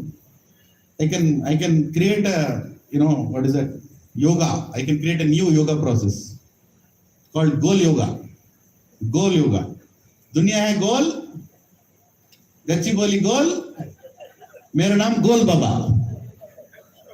थोड़ा दाढ़ी आ जाएगा, गोल गोल घुमाऊंगा, बस पैसे ले लूंगा आप लोगों से. और बहुत पागल हैं जो पैसे देके भी जाएंगे. है कि नहीं? World is filled with fake gurus. अगर गुरु से सीखना है, उस गुरु के पास जाओ जो सांप्रदाय में है. जिसका भी गुरु है, उसका भी गुरु है, उसका भी गुरु है, और उसका भी गुरु है, उस गुरु का भी गुरु है, उस गुरु का भी गुरु है, और परम गुरु श्री कृष्ण है. उस सांप्रदाय में जाओ. Then you will get the right knowledge in the right place. इधर गुरु, that गुरु, this गुरु नहीं. इंटरनेट गुरु, यूट्यूब गुरु, ऐसे चादर डाल के एक गुरु, ऐसे डाल के एक गुरु, ऐसे डाल के एक गुरु, बिना कपड़े का एक गुरु. नहीं देखना ऐसे गुरु के पास. मेरे को उस गुरु के पास जाना है जो राम जी का वर्शिप 7 बार करता है दिन में. The guru who worships Ram 7 times in a day, I will go to that guru and I will listen about Ramayana. समझ रहे हैं आप लोग? इतना बड़ा दाढ़ी आ गया, गुरु नहीं होता कोई. दाढ़ी तो बकरी का भी होता है, बकरी का भी दाढ़ी होता है, उससे गुरु नहीं बनते. ऐसे कपड़े पहनने से कोई गुरु नहीं बनता. ये कुर्ता का कॉस्ट कितना है? 180 रुपए. ये धोती का कॉस्ट 200 रुपए. कितना हुआ टोटल? 380. ये 40 रुपए का कितना हुआ? 420. 420 बनने के लिए बड़ा प्रयास करने की जरूरत नहीं है. समझ गए? मेरा जैसा 420 बहुत मिलेंगे आपको. Don't go for 420 gurus. Go for a devotee guru and understand Ramayana. समझ रहे सभी लोग? Yes. It's become a fashion today to talk about great personalities, making blunt statements. ये जोकर है यहाँ पे. इसके कार्यक्रम को देखने के लिए 10,000 जोकर जाते हैं. और ये राम जी के बारे में बोलता है. This fellow has the audacity to talk about Ram, about Sita. क्या डिवोशन है इसमें उनके बारे में बात करने के लिए? Don't hear from such people. stand up comedy देख के आपको रामायण समझ में नहीं आएगा. You cannot understand Ramayana by going to stand up comedians. वो है ही comedy. Okay? They're already ruined in their life. So you should go to, so all these things are the things needed to set up a mind to understand Ramayana. So I'm telling you in advance before I get into the answer. Are you all with me? Say Hari Bol. Now shall we discuss the answer? Yes. What is right and what is wrong? Just one more thing. Lot of times we say this is right, this is wrong. This is wrong, this is right. There are two ways, two dilemmas. One is called as ethical dilemma, one is called as moral dilemma. Thoda, just be with me and understand this. Very important, very, very important. What is ethical dilemma? Ethical dilemma means there is a law, and if you don't follow that law, you are wrong. If you follow that law, you are right. As simple as that. So ethical dilemma is very simple, very easy to conclude. Like for example, this community has some rules. Like no smoking in everywhere. You can't smoke here. Right? You can only smoke in your home. That's a rule. If somebody comes and smokes here, he's wrong. As simple as that. Right? You don't need a big brain to understand that. But moral dilemma is another dilemma where it's very difficult to conclude because everything seems to be right and everything seems to be wrong also. Has anybody experienced any time in life a moral dilemma where if you do it is right, if you do it is wrong also? Has anybody experienced like that? If you're married, you will understand this. If you're not married, I don't know. I'll give an example. Just an example. Just imagine one person who has got lot of financial difficulties. Lot of financial difficulties he has. He can't even feed his wife. He can't even feed his children. It's very difficult for us to understand what is not feeding. Can you imagine tomorrow morning there is no breakfast for your children? You can't imagine that, right? पैसा दे रहा है भगवान, समझ में नहीं आएगा. You can just imagine that can also happen. That tomorrow morning you can't give breakfast to your children. When your child comes and asks you, "Mama, bhook laga hai," and you say, "Beta, pani pee le." Has it happened to anybody of you? You are very fortunate. Look at Lord Ram and say thank you. ये जन्म में तुमने मुझे पानी, मकान और खाना तो दे ही दिया, है कि नहीं? There are a lot of people, for them tomorrow morning is unknown. Lot of people, right? So there was this person who was in so much financial difficulty. His wife was suffering, his child is suffering, and he was not getting a proper job, and his parents are suffering. And finally, he got a job. He got a job, but the job was in America. He has to go to America, he has to live there. So he took his wife, his children, and he went to America. And some money he could earn for his family, and some he could send it back to his parents in India. Are you all following me? I'm giving an example. he got a news from India that his mother's health is very critical. He has to come to India to help her. Right? Now my question to all of you. And he also went and asked his employer, can I go and come back? I'll just go to India and come back. Just give me. And his employer told, if you go, you go. There is no coming back. You go. Now my question to all of you. Should he relocate to India or no?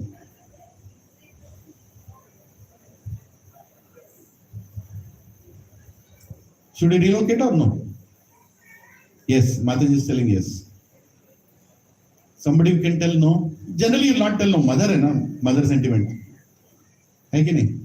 So, if he doesn't relocate, some people will say he's bad because he could not come and take care of his mother. If he relocates, there are also some people who can tell that you never took care of your family properly. Why did you get married? Barely your wife could manage anything, and now she is going to die in poverty again. I say, no, I can work with it, but this is called moral dilemma. You don't know whether it is right or whether it is wrong, right? If I add one more variable and tell you that his mother, the doctors have already told that she will not live for more than 1 month. Should he relocate or not? अब क्या बोलोगे? Only 1 month she is going to live. Should he relocate or no? सोच रहे हो ना? Now you are thinking, right? Huh? What if I tell he doesn't have money to support the treatment of his mother? Should he relocate or no? Relocate करना है नहीं करना है? सोच रहे हो प्रभु जी मैं रामायण सुनने आते हैं क्या बता रहे हो मुझे? But I have to explain you something called moral dilemma. Right? This is how life treats us. So don't never judge anybody. Learn one thing, never judge others in life because you don't know what moral dilemmas they are going through. Sitting in this place, you can nicely say, between those nice air-conditioned fans, Prabhuji, I think this is right. No, you are not there in that situation. Right? So you can add many variables. What about the relationship between his wife and his mother? If he comes back, it might create more problems in the house. I don't know. And what about responsibilities at work? He might have some grave responsibility. He might be a doctor. For example, he is a doctor in America and 5 patients are literally dependent on his care. If he leaves, nobody is capable enough of taking care of those parents. Difficult. Should I save these 5 people or should I save my mother? So life is not that easy, Prabhus and Matajis. Life is not that easy. That you can sit down here and say, this is right, this is wrong. Right? We deciding on Agni Pariksha or Sita's banishment is difficult because one, it's a moral dilemma. This was not an ethical dilemma. These 2 incidents were moral dilemmas. I'll explain why they were moral dilemmas. Right? So you can't say it is good, you can't say it is bad. Number 2, we are disconnected with the issue personally. All of us will not get affected. We will just, after hearing this katha, there is prasadam, you will eat that and go. You will not think about banishment and Agni Pariksha. It is just a topic for us to discuss. But Lord Ram and Sita were actually going through it. We are not going through it. Not experienced to deal with the situation. How many are experienced to deal with the situation? Right? It's not easy. It's not easy. And we have personal pressures and circumstances, right? Through which we can change our decisions also. Anyway, so I'm trying to set a mindset to you before I get into the answers. It's very important. Because I can give the answer in 2 minutes. Why Agni Pariksha happened? Why banishment happened in Ramayana? But you all should have the mindset to understand. So I'm trying to create that mindset. Let's start with Agni Pariksha. Right? Now I'll tell about the external observations of Agni Pariksha. What exactly happened at the time of Agni Pariksha? How many have seen Ramanand Sagar serial? Lift your hand. TV देखते हो बहुत लोग.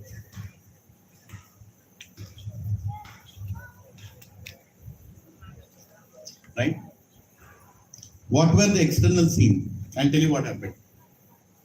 Lord Ram, after killing Ravan,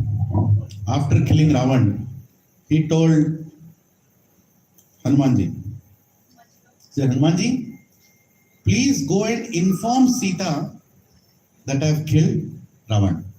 Go and inform her. Now, Hanumanji was very happy. Yes, last time I went, I was in a different situation. Now I am going, I am in a different situation. Ravan is gone. Ravan mar gaya. Now I have to just go and inform Sita. So he was jumping and going. Hanumanji was very happy. Jumping and going to Mother Sita, he went and told Sita. As soon as he looked at Mother Sita, he looked at some more Rakshashis there. They were still sitting, Peredar. And those Rakshashis were really torturing Mother Sita. For how long was she tortured? Anybody? 10 months. 10 months of torture. Those Rakshashis. So as soon as Hanumanji went there, he looked at Mother Sita, he paid obeisances. Then he asked Mother Sita, Mother Sita, Ma, what should I do with these Rakshashis? Should I bite them? Should I beat them? Should I kill them? You tell me, Mother. I am ready now. आज तो इनको देखने वाला हूं मैं. Because they have been torturing you for 10 months. Last time I did not do that because my situation was different. But अभी तो इनका बैंड बजने वाला है. And you know what was Sita Maya's answer? What was Sita's answer for that? She said, Hanuman, please forgive them. Look at the heart of Sita. Anybody here, will you say forgive them? Huh? Just imagine you are in 401, 402, 301, 304, 501, everybody are torturing you. All your neighbors are torturing you. What will you do? You will complain or no? Huh? This is the little thing. You still have, you are living in your own flat. You will just you will still complain, isn't it? Sita Ma did not even complain about those Rakshashis. When Hanumanji told, Mother, please tell me what to do. Mother Sita said, Hanumanji, beta, just forgive them. Hanuman was shocked. Said, Mother, how can you say to forgive them? They were torturing you. They were not allowing you to sit. They were not allowing you to walk. They were just keeping you under this tree for 10 months. You know what did Mother Sita tell? She said, Beta, it's not their fault. It is their leader's fault. It is their master's fault. They have been instructed to do so. It is their leader's fault. What is the lesson we learn out of that? If your children are not coming to hear Ramayana, whose fault is it? Your fault. If your children are becoming more or less burdens on the society, whose fault is it? Your fault. Don't talk about mobile phone fault. Don't talk about technology fault. Don't talk about schools association fault. Parents fault. As simple as that. Mother Sita told Hanumanji, बेटा छोड़ दो उन्हें. उनकी गलती नहीं है. उनको ऐसा कहा गया है करने के लिए. So please forgive me. Immediately Hanumanji was perplexed and he was amazed by the mercifulness of a mother. Right? That is called mother. Motherly love. She forgives. We are all here alive today sitting in chairs because our mother has forgiven our faults. We have done so much nonsense for her, knowingly, unknowingly. अभी भी अपने mummy को बहुत torture करते हैं हम लोग. मैं खुद करता हूँ, मेरी मामा बेटी. लेकिन even today she forgives me. And because she is forgiving, we are still alive and so happy in life. How many agree with this? Yes? So then Hanumanji went back and told Ram that I have informed Mother Sita. Then Lord Ram called Vibhishan. He called Vibhishan and told Vibhishan, now you go to my wife Sita and bring her here. You go and bring her here like a queen. Right? He tells, go and bring her here like a queen. So Vibhishan goes to Mother Sita, he pays obeisances, and he says, Mother, your husband Ram is calling you. Please get dressed properly because you're not dressed properly. Last 10 months you're wearing the same dress. Last 10 months you didn't even take bath. 10 months. Of course, bathing is important for all of us. We are mortal beings.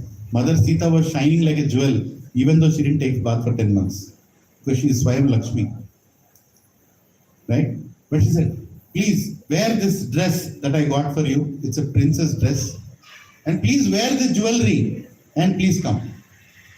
Mother Sita looked at Vibhishan and told, I just want to see my husband. I am craving to see Ram. I don't want to wear all this. I don't want to look like a great princess. That's not something that I want to do. I don't want to wear this jewelry that you are giving me. And Vibhishan told, no, actually your husband only asked you to wear all this and come. So what do you think Mother Sita did? Did she wear it or no? Did she wear it or no? She wore it. That's what a wife does for the happiness of her husband. In Dwapar Yuga. Kali Yuga, I don't know. So she immediately accepted. She said, yes, if this is going to satisfy my husband, I'm going to do this. She took bath. She wore the new dress, put on the jewelry, and she came in front of Ram. And Vibhishan brought her out of Lanka, out of the palace, right in front of Ram. And as soon as she came in front of Ram, what was Ram doing before Sita came? He was crying. All the time he was crying, my Sita, where are you? Where is my life without you? He was all the time crying. Lakshmana was perplexed. How can the Supreme Personality of Godhead, the Supreme Lord, cry? Everybody was perplexed, but Ram was a Maryada Purushottam. He was playing a role of a human. He was playing a role of a perfect husband. He was crying. And now his wife has come back to him after 10 months. Sita ma come. This is the scene. Please focus. This is the scene. Ram is standing there waiting for Sita. Sita comes out after 10 months wearing jewelry and a nice saree as per his instructions. And she comes and Lord Ram is not even looking at her. How cruel can a person can be? Mother Sita has come to meet him and this person is looking like this. Mother Sita is standing there. Ram is not even looking at her. He's not even looking at her. And this woman has been waiting to meet her husband. How many tortures has she gone through?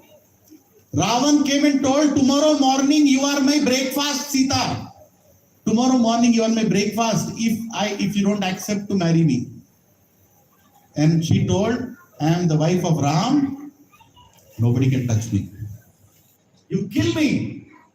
You kill me, that's okay.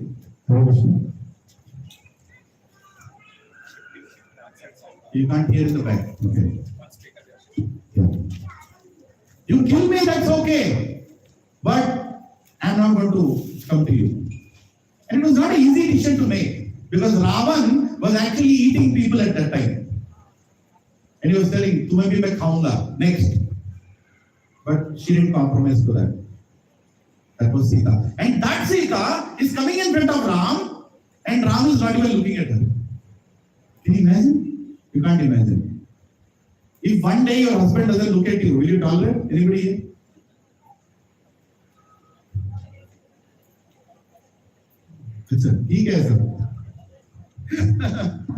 Anyway, the point is, it's a very difficult situation. It's a very difficult situation. Ram is not even looking at her. And that time, Sita told Lakshman, bring fire. I want to prove my purity. Ram is not looking at me. I want to prove my purity. Bring fire. And still after hearing this also, Lord Ram was not looking at Sita. Lakshmana was like, Mother, what are you saying? No. What are you saying? No. This is my order. Bring fire. He brought wood and he invoked fire. Agnidev came. And Sita entered the fire. And while she entered the fire also, Lord Ram did not look at her. He did not look at her. She was entering the fire. How is it possible? Right? The same thing. With Hanumanji went, Vibhishan went. Ram is not Agnidev. Finally, he brought Sita out, and then he went in front of Ram and he said, "Hey Ram, your Sita is the purest. What were you thinking?" And immediately hearing this, seeing this, Lord Brahma, Lord Shiva, they came from Kailash, from Satyaloka. They came and told Ram, "What are you talking about? This Sita." And as soon as Agnidev brought Sita out of fire, immediately Ram started crying and he went and embraced Sita. As soon as this happened. Now, a logical question that you can ask: how can Ram not even look at his wife when she was entering fire? Isn't it? What kind of a person is he? And by the way, was he a split personality? 1 minute before, he was not even looking at his wife, and 1 minute later, he is coming and embracing her and crying. ऐसे लोगों को क्या बोलते हैं? पागल बोलते हैं ना? है कि नहीं? 1 minute before, you are not even looking at your wife. She is entering fire, you are not looking at her. 1 minute later, you are going and embracing her. This is an unanswered question in Valmiki Ramayana. Valmiki doesn't answer this. He just wrote Ramayana. That Sita came out of fire and Ram embraced her, and both of them cried and they went to Ayodhya. But a lot of people have that question: what was this kind of behavior? How many have this question here? What is this kind of behavior? ये ऐसा behavior है? बहुत लोगों को question नहीं है क्या? है नहीं है? Majority अगर नहीं है तो मैं नहीं बताऊंगा. है नहीं है? जोर से बोलो है. चलो बताएंगे. To answer this, you have to read Kurma Purana. There are 18 Puranas. You have to read Kurma Purana. In Kurma Purana, the answer for this is given: why Lord Ram did not look at Sita. Right? Because Lord Ram had taken a vrat, that is Eka Patni Vrata. Now, Eka Patni Vrata is okay. That was his wife only. Why didn't he look at Ram? Why didn't he look at Sita? Eka Patni Vrata is okay. No. That was not Sita, that was Vedavati. How can Lord Ram look at any other woman? He was not looking at Sita, because that was not Sita. That was Maya Sita. That was Vedavati. Kurma Purana explains who is Vedavati. Can you imagine? I mean, Ram's love for his wife was so much that if another woman comes and stands in front of him, he would not even look at her. That was the standard of Lord Ram's love. Are you all following? Yeah, that is the reason he did not look at her. Right? There is a reason. In fact, Lord Ram told, I forgot to tell, when she was brought in front of him, without looking at her, he told Vibhishan, okay, you tell her that I have protected her from Ravan. Now she can go and do what she wants to do. That was even more infuriating for Sita. What are you speaking? I've come here to meet you. And how can you say that? That now I have protected you from Ravan, now you go do what you want to do. You have no relation with me. He was saying that because she was not Sita. She was not Sita. Because Lord Ram's only loved his consort Sita and no one else. So who is this Vedavati? How many have heard the story of Vedavati? Nobody? Hare Krishna. Some of you have heard Vedavati, yes. I can say among 250 people sitting here, only 2 people have lifted their hand that you know Vedavati. Please, can you all buy that Ramayana, please? I'm trying to make you buy it. ₹300 खरीद सकते हो क्या उसको? जरा please खरीदो बच्चों, please. Because I'm not going to tell you the whole Ramayana now. I want you all to buy that Ramayana before you go. I have how many copies? I have 100 English copies, 50 I think 50 or 60 Telugu copies, and maybe 20 Hindi copies. That's all I have. You are 300 people here. First come first serve. लेकिन खरीदो. मरने से पहले रामायण सीखो पूरी तरह से, है ना? Now I tell you who is Vedavati. Vedavati was a daughter of a great sage, and her desire was, I only want to marry Narayan. I only want to marry Narayan. That was her desire. And she was so beautiful. She was so beautiful that sometimes the devatas who were going in the clouds, they would bend down to see her, and they would bend so much more that they will fall from the cloud. She was so beautiful. Celestial beautiful. You can't imagine that beauty. In this planet you can't. There is nobody like Vedavati here. You can't even imagine. And that Vedavati told her father that I belong to Narayan, nobody else. I want to marry Narayan. And at that time, one cruel person, the same person of Ramayana, cruelest of the personality, Ravan, was going from there. He looked at Vedavati. He looked at her beauty. And immediately he came down and he went to Vedavati and he told her, I am the king of this planet. I have been given great boons by Brahma. Nobody can kill me, including Yamaraj. Even Yamaraj cannot kill me. You cannot find a better husband than me. Oh, great lady, marry me. And Vedavati told, you are a servant of my Lord. Please go from here. My Lord is Narayan. I belong to Narayan. Ravan was not ready to accept this. He was a very lusty person. What did he do? I'm shortening the story in the interest of time. He went and he tried to grab Vedavati. And when Vedavati went back, her hair, which was flowing in the air, Ravan grabbed her hair.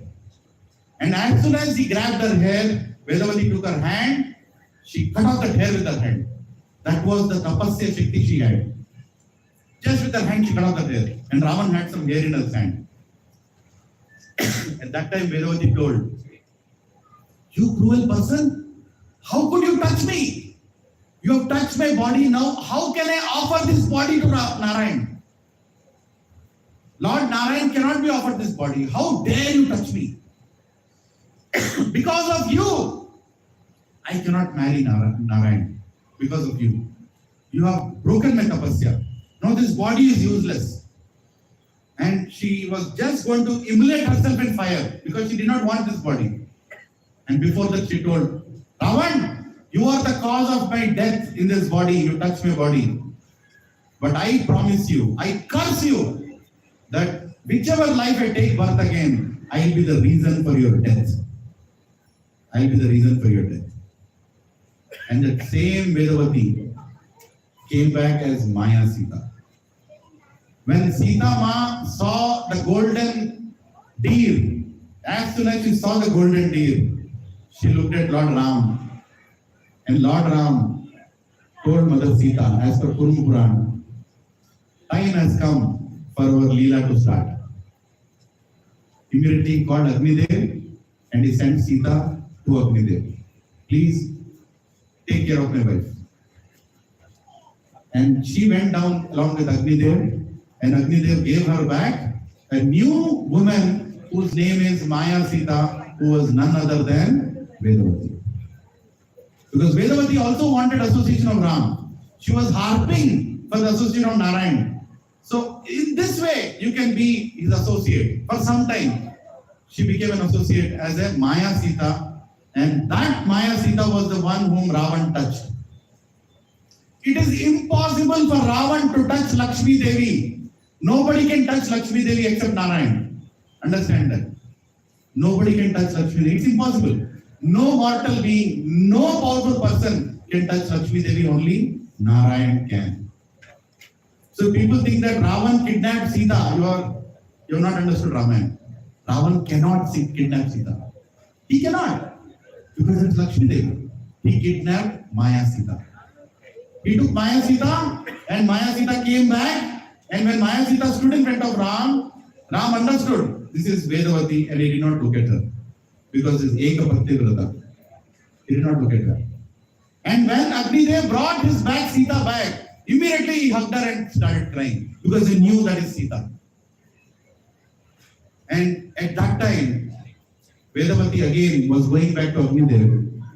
And Mother Sita came and asked Lord Ram that, hey Ram, she loves you. She's a great devotee. In last life as Vedavati, she wanted to marry you. But you could not, she could not marry you. And this life she has come as Vedavati. Why don't you marry her? Sita asked Ram, why don't you marry her? She wants to be with you. And Lord Ram told, no, in this avatar, I am Ekapatti brother. I cannot accept any other wife. You are my wife. I cannot accept. But to fulfill the desire of Vedavati, to fulfill the desire of that Vedavati, I will again appear as Lord Venkateshwara Swami ki, Balaji ki. The same Vedavati appeared as Padmavati. And Lord Venkateshwara Swami appeared and married Padmavati.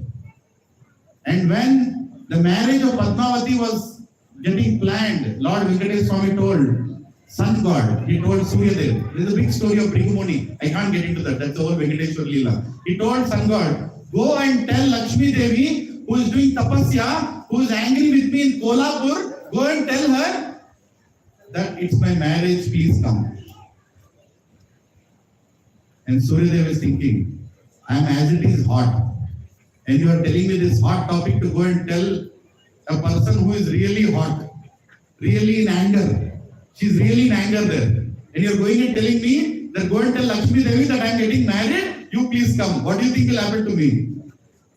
Suryadev said, no, I can't go. He said, do a thing, go and tell her that I am unwell. Balaji is telling this, Lord Venkateshwara Swami, that I am unwell, Srinivasa. I am unwell, go and tell. Then Lakshmi Devi cannot tolerate. She has to come. Because if I am unwell, how can Lakshmi Devi stay there? Then Suryadev told, Prabhu, you are putting me in pakka trouble now. First of all, how can you be unwell? You are the Supreme Lord. How can you get any fever or infection? And you are going and asking me to tell this lie to Lakshmi Devi. What do you think will happen? Then he said, no. Understand? You go and tell this, she will come. With a lot of fear, Suryadev went to Kolhapur and told Lakshmi Devi was doing tapasya there that your husband is unwell. He is asking you to come. And even today, once in a year, Suryadev enters the temple of Kolhapur and reaches the lotus feet of Lakshmi. How many have gone to Kolhapur Lakshmi Devi temple here? Yes. Even today, once in a year, only once in a year, the temple is so beautifully constructed that the sun revolves 365 days. But exactly on that day, sun goes into the temple and touches the feet of Lakshmi Devi. Right? Please go to Kolhapur. Spend your money for good reason. Go to Kolhapur. There are so many holy places. And then Lakshmi Devi, as soon as she heard this, she told Suryadev, I understood what Balaji is doing. Is he not marrying Vedavati? He is marrying Padmavati. I will come and do the marriage with my own hands. I want my Prabhu to marry this great devotee who's been waiting for him for many, many lives. Right? So that is the story of Vedavati. The Vedavati whom Ravan touched, the Vedavati who came out of fire, into fire, and the Vedavati was married as Padmavati by Lakshmi Devi. Can you see this picture? Lakshmi Devi is handing over Padmavati to Lord Venkateshwara Swami. And eternally they are standing there. This is the reason Agni Pariksha happened. How did the media show? Ram did not ask Sita to enter Agni. It is Vedavati who entered Agni. It is Maya Sita who told, I want to enter Agni. And Ram did not reject Sita. He did not want to see any other woman except his wife. Does this clear your doubts about Agni Pariksha? If it clears, please say Haribol. Still some people have not told. Any other doubts there? Again, if it has cleared, can you please say Haribol? Haribol! Hare Krishna. ठीक है? What is the time? Huh? 8:20. Can you tolerate me for another 15-20 minutes? Should we speak about banishment of Sita? Yes or no? Okay. So banishing Mother Sita to forest. Huh? Sorry? I didn't hear somebody was saying. Any doubts? Okay. So banishment of Sita, Mother Sita. External observations. What happened externally? Questions common people ask. How can Ram send a chaste wife hearing rumors? He heard rumors and he's sending her? What kind of a king is he? Right? How can anyone be sent when she's pregnant to a jungle? Jungle को कैसे भेज सकते हैं? Pregnant wife को. What fault did Mother Sita do to deserve this? Lord Ram was a king, but he was husband also. What about husband dharma? Oh, ठीक है, king dharma. What about husband dharma? How can he do that? Why is sending her to forest and banish her? Right? Okay, you are angry. You can send her to some resort. Pragati resorts. Why send her to forest? Are you all following? You can send her to some other city. You stay there, I'll stay here. Now anyway, we are doing software employees. Husband were married. First year he is in Australia. That fellow is in America. Second year she is in Italy. This fellow is in UK. Third year they get divorced. Both are in America. That is anyway happening now. But Ram could have just told, okay, Sita, there is a problem here in Ayodhya. You can go to Rameshwaram. You can go down south. Why to forest? Why to forest, isn't it? And why did Sita have to live so painfully in the forest, raising two children? Raising two children is not easy. Without a father she had to raise. When Ram was in Ayodhya, she is in forest and Mr. Ramachandra is in Ayodhya. Nicely in all comforts. है कि नहीं? ये questions आए नहीं आए? I don't know if you got this question. I got this question. I went and asked my father. You know what was his answer? Don't ask such kind of questions. Bolo Jai Shri Ram ki Jai.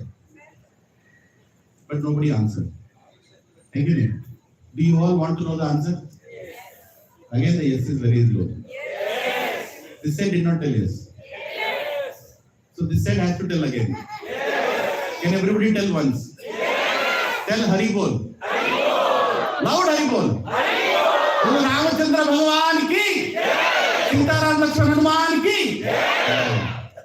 I will not tell you one. I will tell you 13 confidential truths from different Puranas. 13 confidential truths. Because this was a moral dilemma. It was not a normal dilemma, it was a moral dilemma of whether to banish or not to banish. Number one, Lord Ram was showing leadership above his own happiness. He was such a king, he was showing his leadership above his personal happiness. Today, I don't want to name him, there is a leader in South Africa. The whole country of South Africa is going to dogs. They are becoming poor and poor and poor. And that fellow has 15 wives and 45 children and is nicely enjoying in palaces. That is the kind of leaders we are talking about today. Maybe there is one in India also, I don't know. I don't want to name. But Lord Ram was not like that. Lord Ram took the ownership of his leadership. He was ready to sacrifice.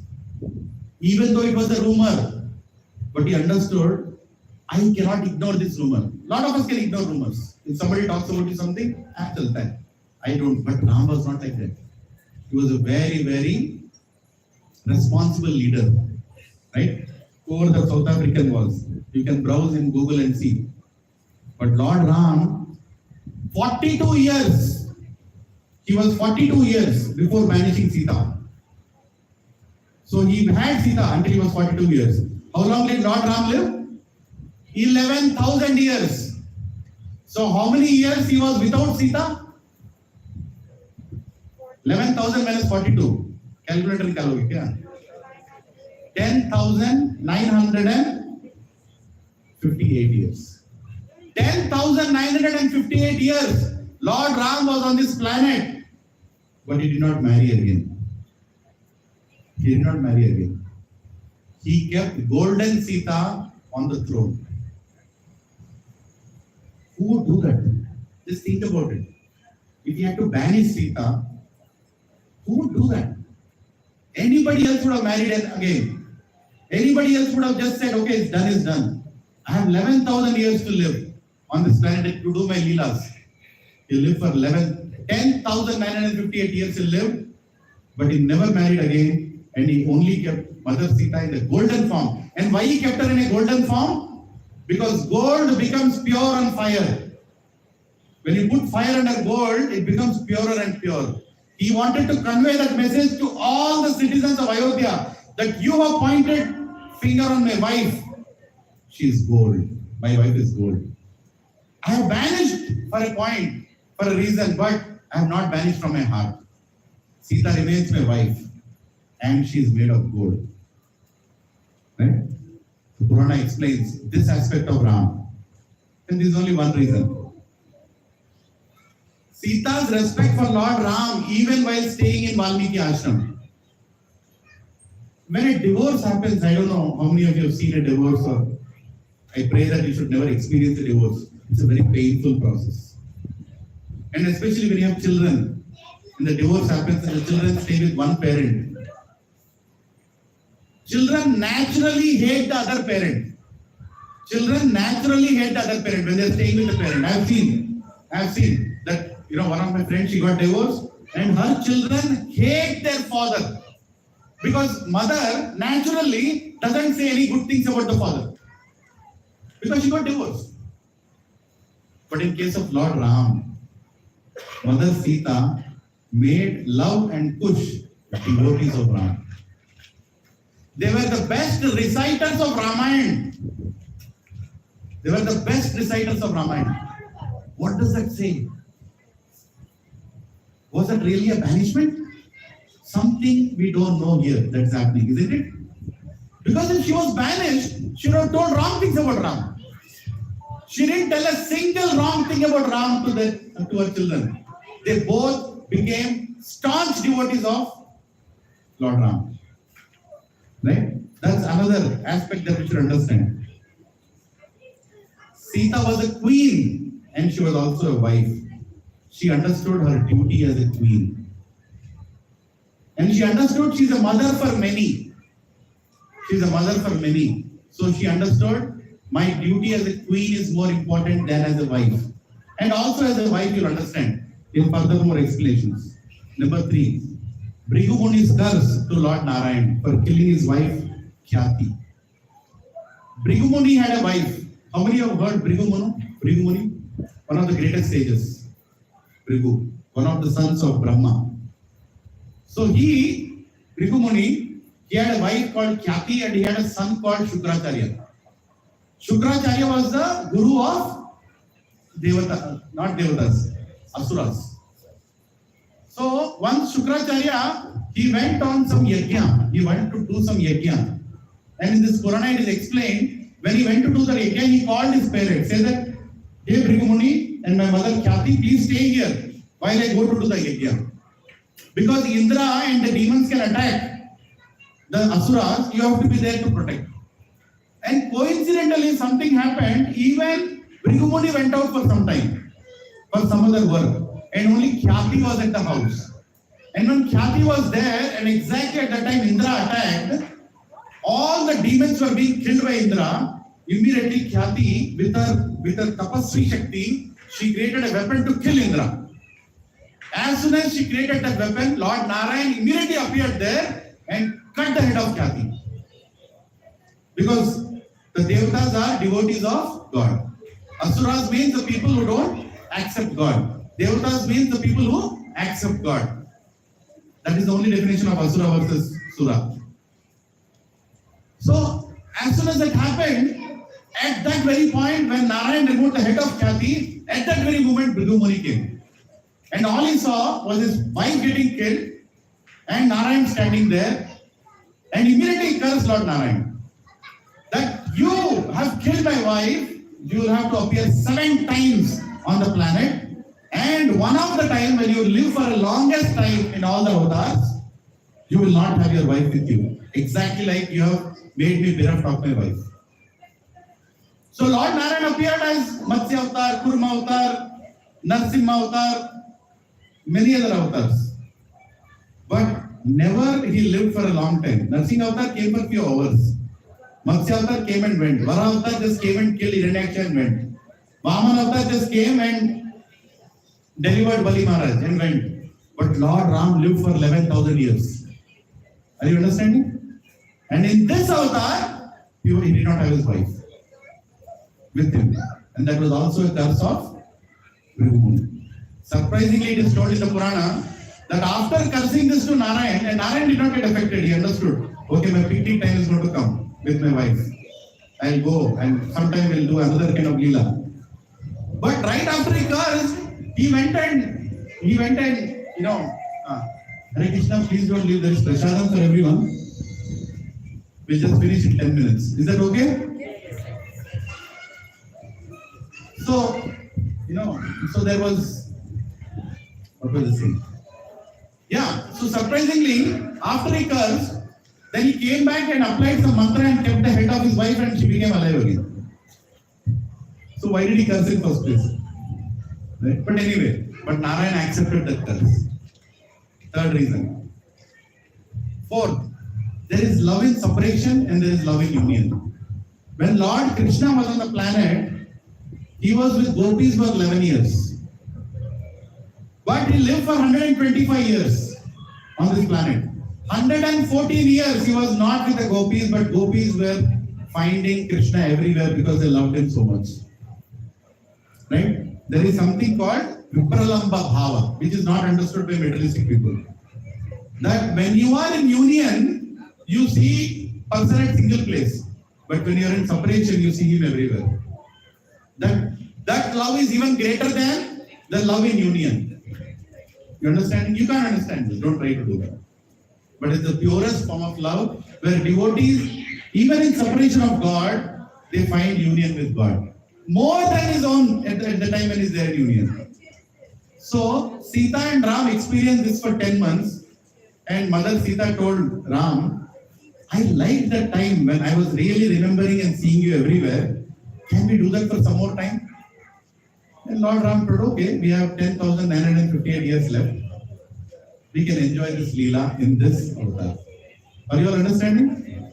Love in separation is greater than love in union. That's another way. Lord Ram kept golden Sita, I told you, to give an answer to everybody that my Sita is gold. That also says that the decision was not liked by him. He did it for a higher cause. And Lord Ram did not want to walk away from rumors like any other person. I told you that also. Normal people can walk away from rumors, but he was Maryada Purushottam. He had to deal with the rumors. Right? He had to deal with the rumors. Normal people walk away. Mother Sita, by the way, it's not true that she was banished. I'm completely rejecting the whole story itself, the way it is told to us. She was not banished to a forest. She was sent to Valmiki Muni ashram. And that ashram falls into the province of Koshala province. Koshala is the bigger country. Ayodhya is the capital. And Valmiki ashram is very much within the jurisdiction of Ayodhya. Are you understanding? Ram did not send her to forest. He sent her to ashram within his kingdom, where his entire power, his entire control, his entire protection, his entire safety, everything is taken care of. It was not like she was sent to some forest in Warangal or somewhere. No. She was very much within the vicinity, and Lord Ram knew where he is sending her. Are you all understanding? It is not like the banishment you see. Oh my God, Lakshmana is taking her into a forest, throws her between lions and tigers and comes back. No. And it is also explained that Mother Sita, when she was living with him during the 13 years, she told Lord Ram that somehow I am liking this forest environment more than the palaces.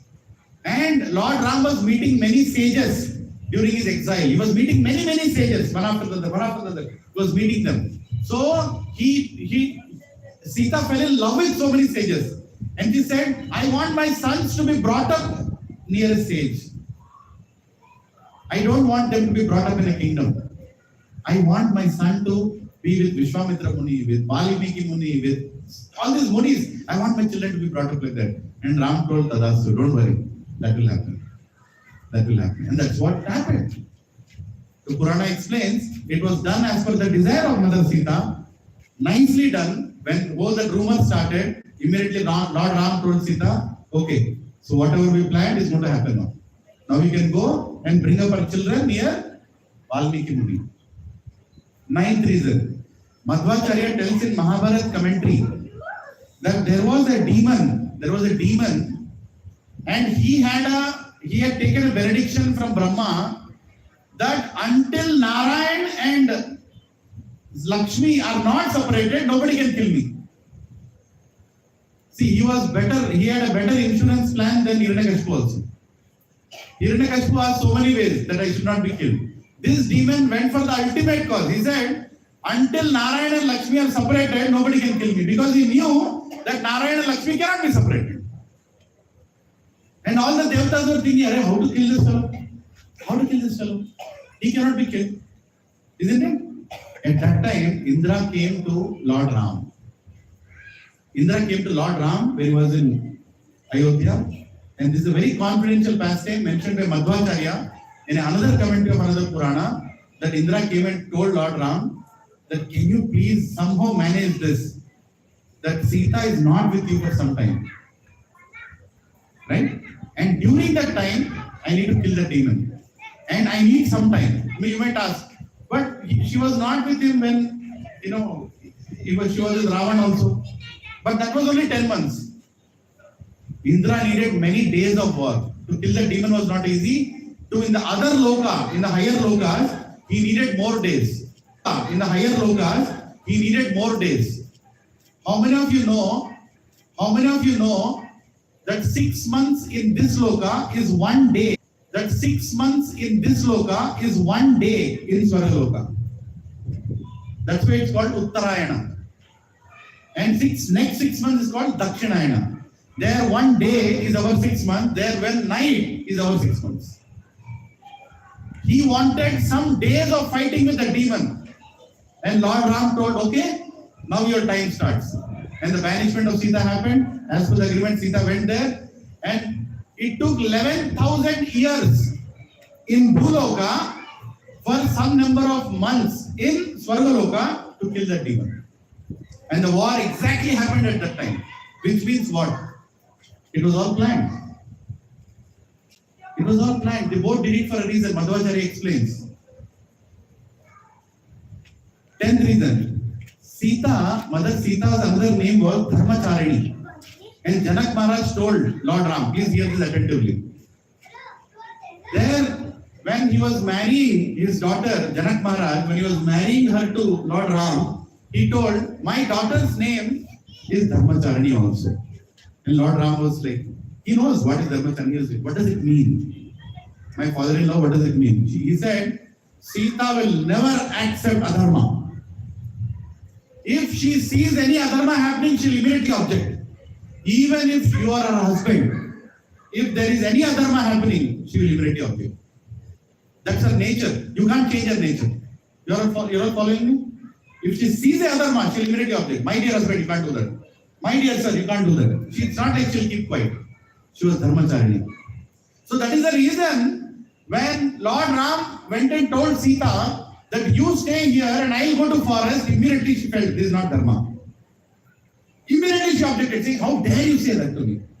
I have to be with you. I am your wife and that is my Dharma. You cannot tell me that I should be here. You are following me? And Lord Ram had to accept defeat, saying that, okay Sita, if you are so particular, please come. Because she was more knowledgeable in Dharma, because she is Lakshmi Devi herself. Where does Saraswati Mata come from? Saraswati Mata is an expansion of Lakshmi Devi. And Saraswati Mata is Gyan, Dharma. So Mother Sita knew better Dharma. And now look at this.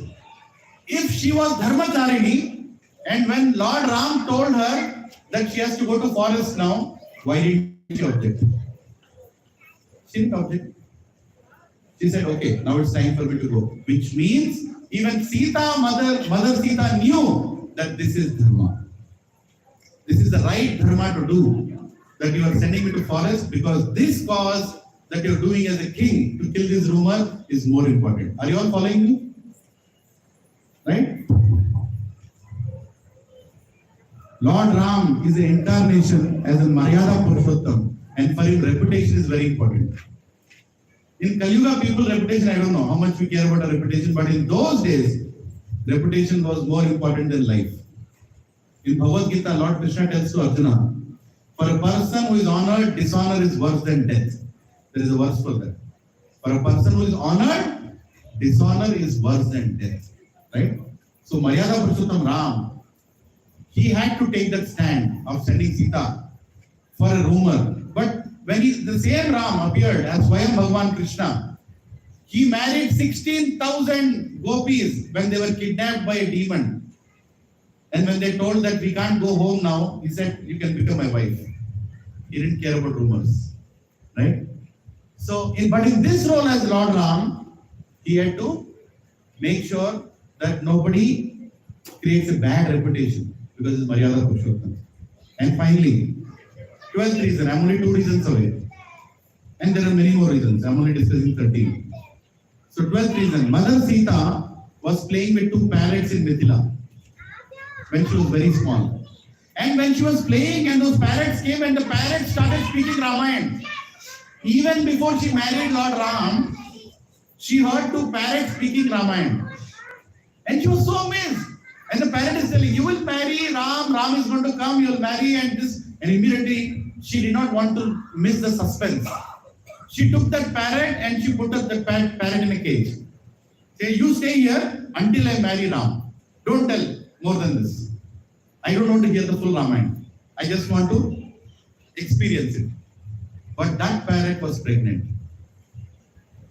That parrot was pregnant. And the parrot was not happy. And one of the Puranas explained the whole incident happened because of the agony of the parrot. That I am separated from my husband when I am pregnant. But you should understand that how much Ram and Sita even respected a parrot's agony. How we should deal with normal people and how we should deal with other living beings. Can you imagine? If we are harming other living entities for this 2 inches tongue where we find some taste, just think what can happen to us. When Sita Ma, without any wrong intention also, she kept a parrot inside saying, I don't want to hear the full Ramayana now. And the whole episode like that happened. And Maryada Purushottam Ram accepted that incident to teach all of us a lesson. That we should be very careful when we are using this tongue, not only to eat, even when we speak. Should be very careful. Right? This is one of the another incident, why the whole banishment happened. And finally, now this one is really amazing. It's there in Valmiki Ramayana itself. When Lord Ram told Sita that I am going to forest, Sita told that actually an astrologer, Janak Maharaj called an astrologer when Mother Sita was born. And the astrologer told this girl will go 2 times to forest in her life. And Mother Sita told Lord Ram that,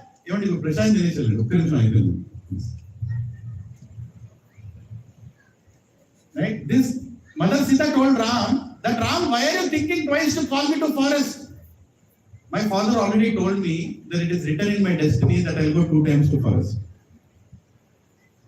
Ram already knew that the first time was when both of them went for 14 years and the second time was already planned. Right? Don't think that destiny can rule God. Destiny cannot rule God. Because it's written, it has happened to Sita. That is short way of thinking. But they respected Vedas. Because even astrology is a Veda.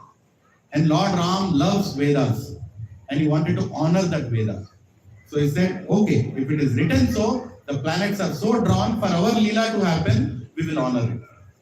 And Mother Sita already knew that the second time of her going to forest is land. Right? How many of you knew any one of these reasons? Now can you tell me how much you learned from Ramanand Sagar Ramayana? How much you learned from Star Plus Ramayana? Please take those books. I've got them from the temple. I don't want to give them back in the temple because I told in the temple that there are some nice people that I'm going to tell Ramayana, they all will buy this Ramayana. Can we all invest 300 rupees and know more reasons about Ram? Please. Right? I'm not a salesman, I don't get a commission in that. Right? It's for you. Ramayana has come. Lord Ram and Ramayana are not different. So now you tell me, banishment of Sita, was it a right decision or a wrong decision? Anybody here? Right decision? No. Maybe not right, may not be right. Doesn't matter. It's a moral dilemma. It's a moral dilemma. Isn't it? We decide on Agni Pariksha and Sita's banishment because, why? It's a moral dilemma. We can't decide. Right? But have faith in scriptures. Most importantly, when you read Ramayana, when you read Mahabharata, don't conclude wrongly on great people. Don't conclude wrongly on great people because these great people have thousands of reasons why they do what they do. Are you all understanding what I said? Yeah? Please repeat this verse after me. Bhagavad Gita 4.9. Janma karma cha me divyam. Come on, everybody can recite this. Janma karma cha me divyam. Evam yo veti tatvatah. Tattvadeham punarjanma. Naiti mameti swarjuna. Translation purport by Divine as A.C. Bhaktivedanta Swami Srila Prabhupada ki. Please repeat after me. One who knows the transcendental nature of my appearance and activities does not, upon leaving this body, take his birth again in this material world, but attains my eternal abode. Oh Arjuna.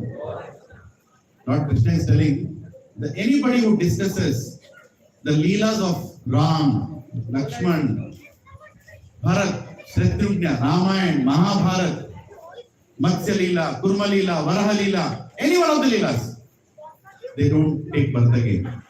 They go back to Krishna. It is so simple to follow bhakti. All you have to do, sit down. God has given how many mouths and how many ears? One mouth, 2 years. What we should use more? 2 years or one mouth? 2 years. मुंह बंद करो, सुनो. ज्यादा सुनो. एक मुंह दिया है किस लिए? पढ़ने के लिए. 2 कान दिए हैं किस लिए? सुनने के लिए. Right? Only by hearing the Leelas of Ramayana, you go back to Ram. बोलो रामचंद्र भगवान की. There can be many more things to discuss, but I hope I have not hurted anybody's heart. I am not any guru or anybody. I am just repeating what I have heard from my guru. Please forgive me if I have done any mistake, and thank you for coming here and tolerating. So we will just do 10 minutes aarti. It's RAMANAVAMI. Please everybody stand up. I request my wife, wherever she is, I don't see her here, to please come to the altar and do aarti while I sing a small bhajan. Right? We'll just do aarti and we'll leave. Hare Krishna. Mataji went for emergency to house. Okay, can somebody else give aarti? Praveen Prabhu, somebody here? Yeah, can you do aarti? Mataji बैठ के Come to go ahead.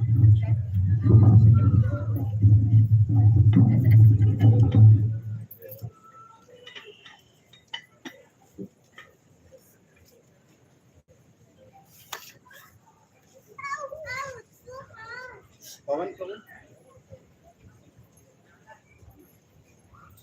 Where is Pawan Prabhu? Can you take the mridanga, please?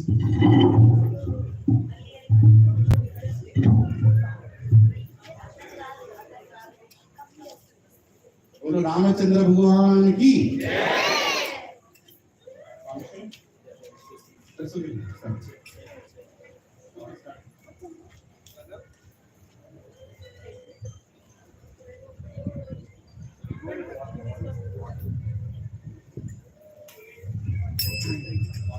I'm keeping this bhajan here. It's very simple bhajan. You all can sing. We sang in the beginning also. Okay?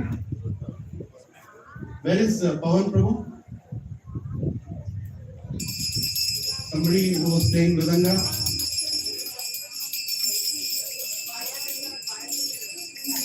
Sandhya Mataji? Where is Pawan Prabhu? Can you please come and sing? Please come. Please don't sing with me, sing after me. Bhajan is never sung together. Okay? Ramachandra Raghuvira Ramachandra Ranadhira. Everybody.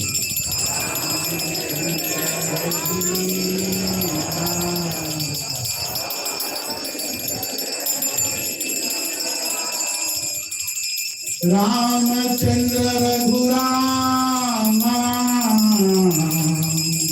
Ramachandra Parandhama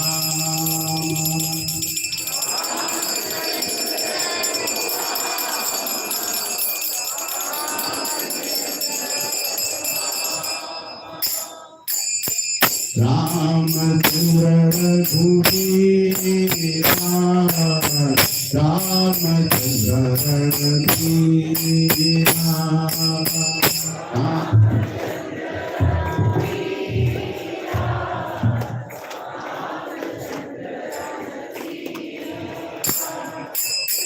Ramachandra Raghurama Ramachandra Parandhama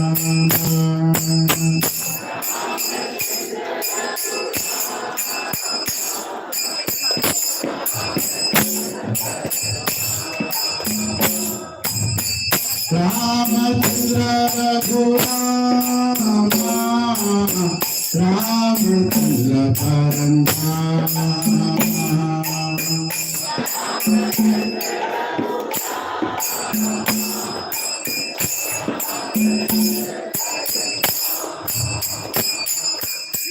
Ramachandra Raghurama Ramachandra Ramachandra Ramachandra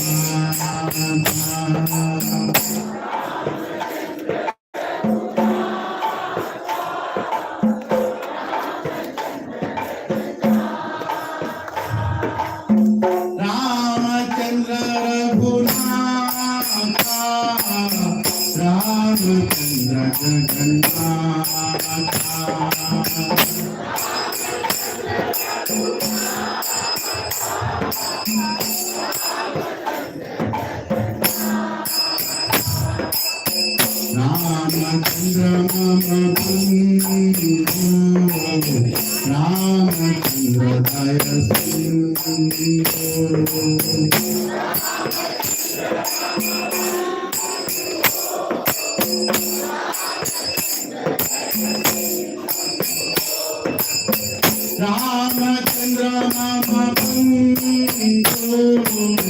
Ramachandra Daya Ramachandra Mama Bandhu Ramachandra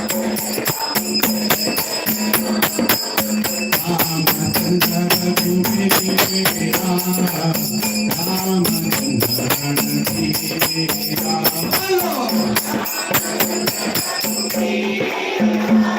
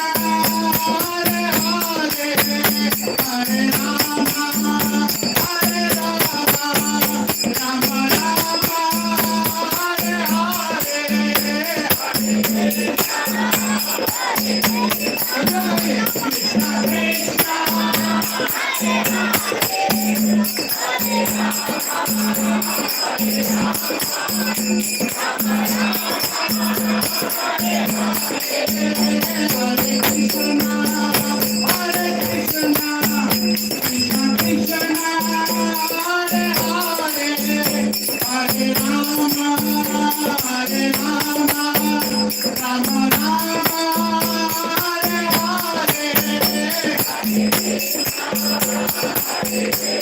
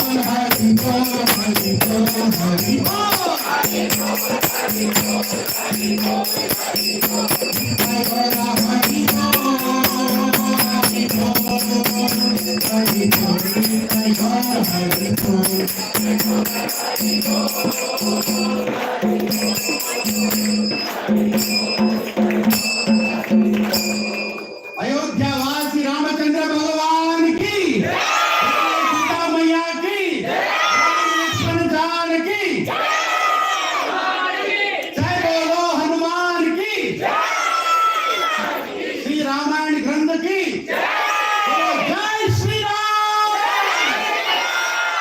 जय श्री राम। हरे कृष्ण। सभी लोग प्रसाद लीजिए और जो भी दर्शन करना चाहें पास आके दर्शन कर सकते हैं। You can pay obeisances. You go and have prasad. Please, prasad is waiting for you. There is some prasad for fasting people. Some of them are fasted till evening. So for them there is Ekadashi prasad. Little bit separately kept. For others there is normal prasad, khichdi and other things for the pleasure of Lord Ram. So please take it. Hare Krishna. But don't forget there are only 150 Ramayana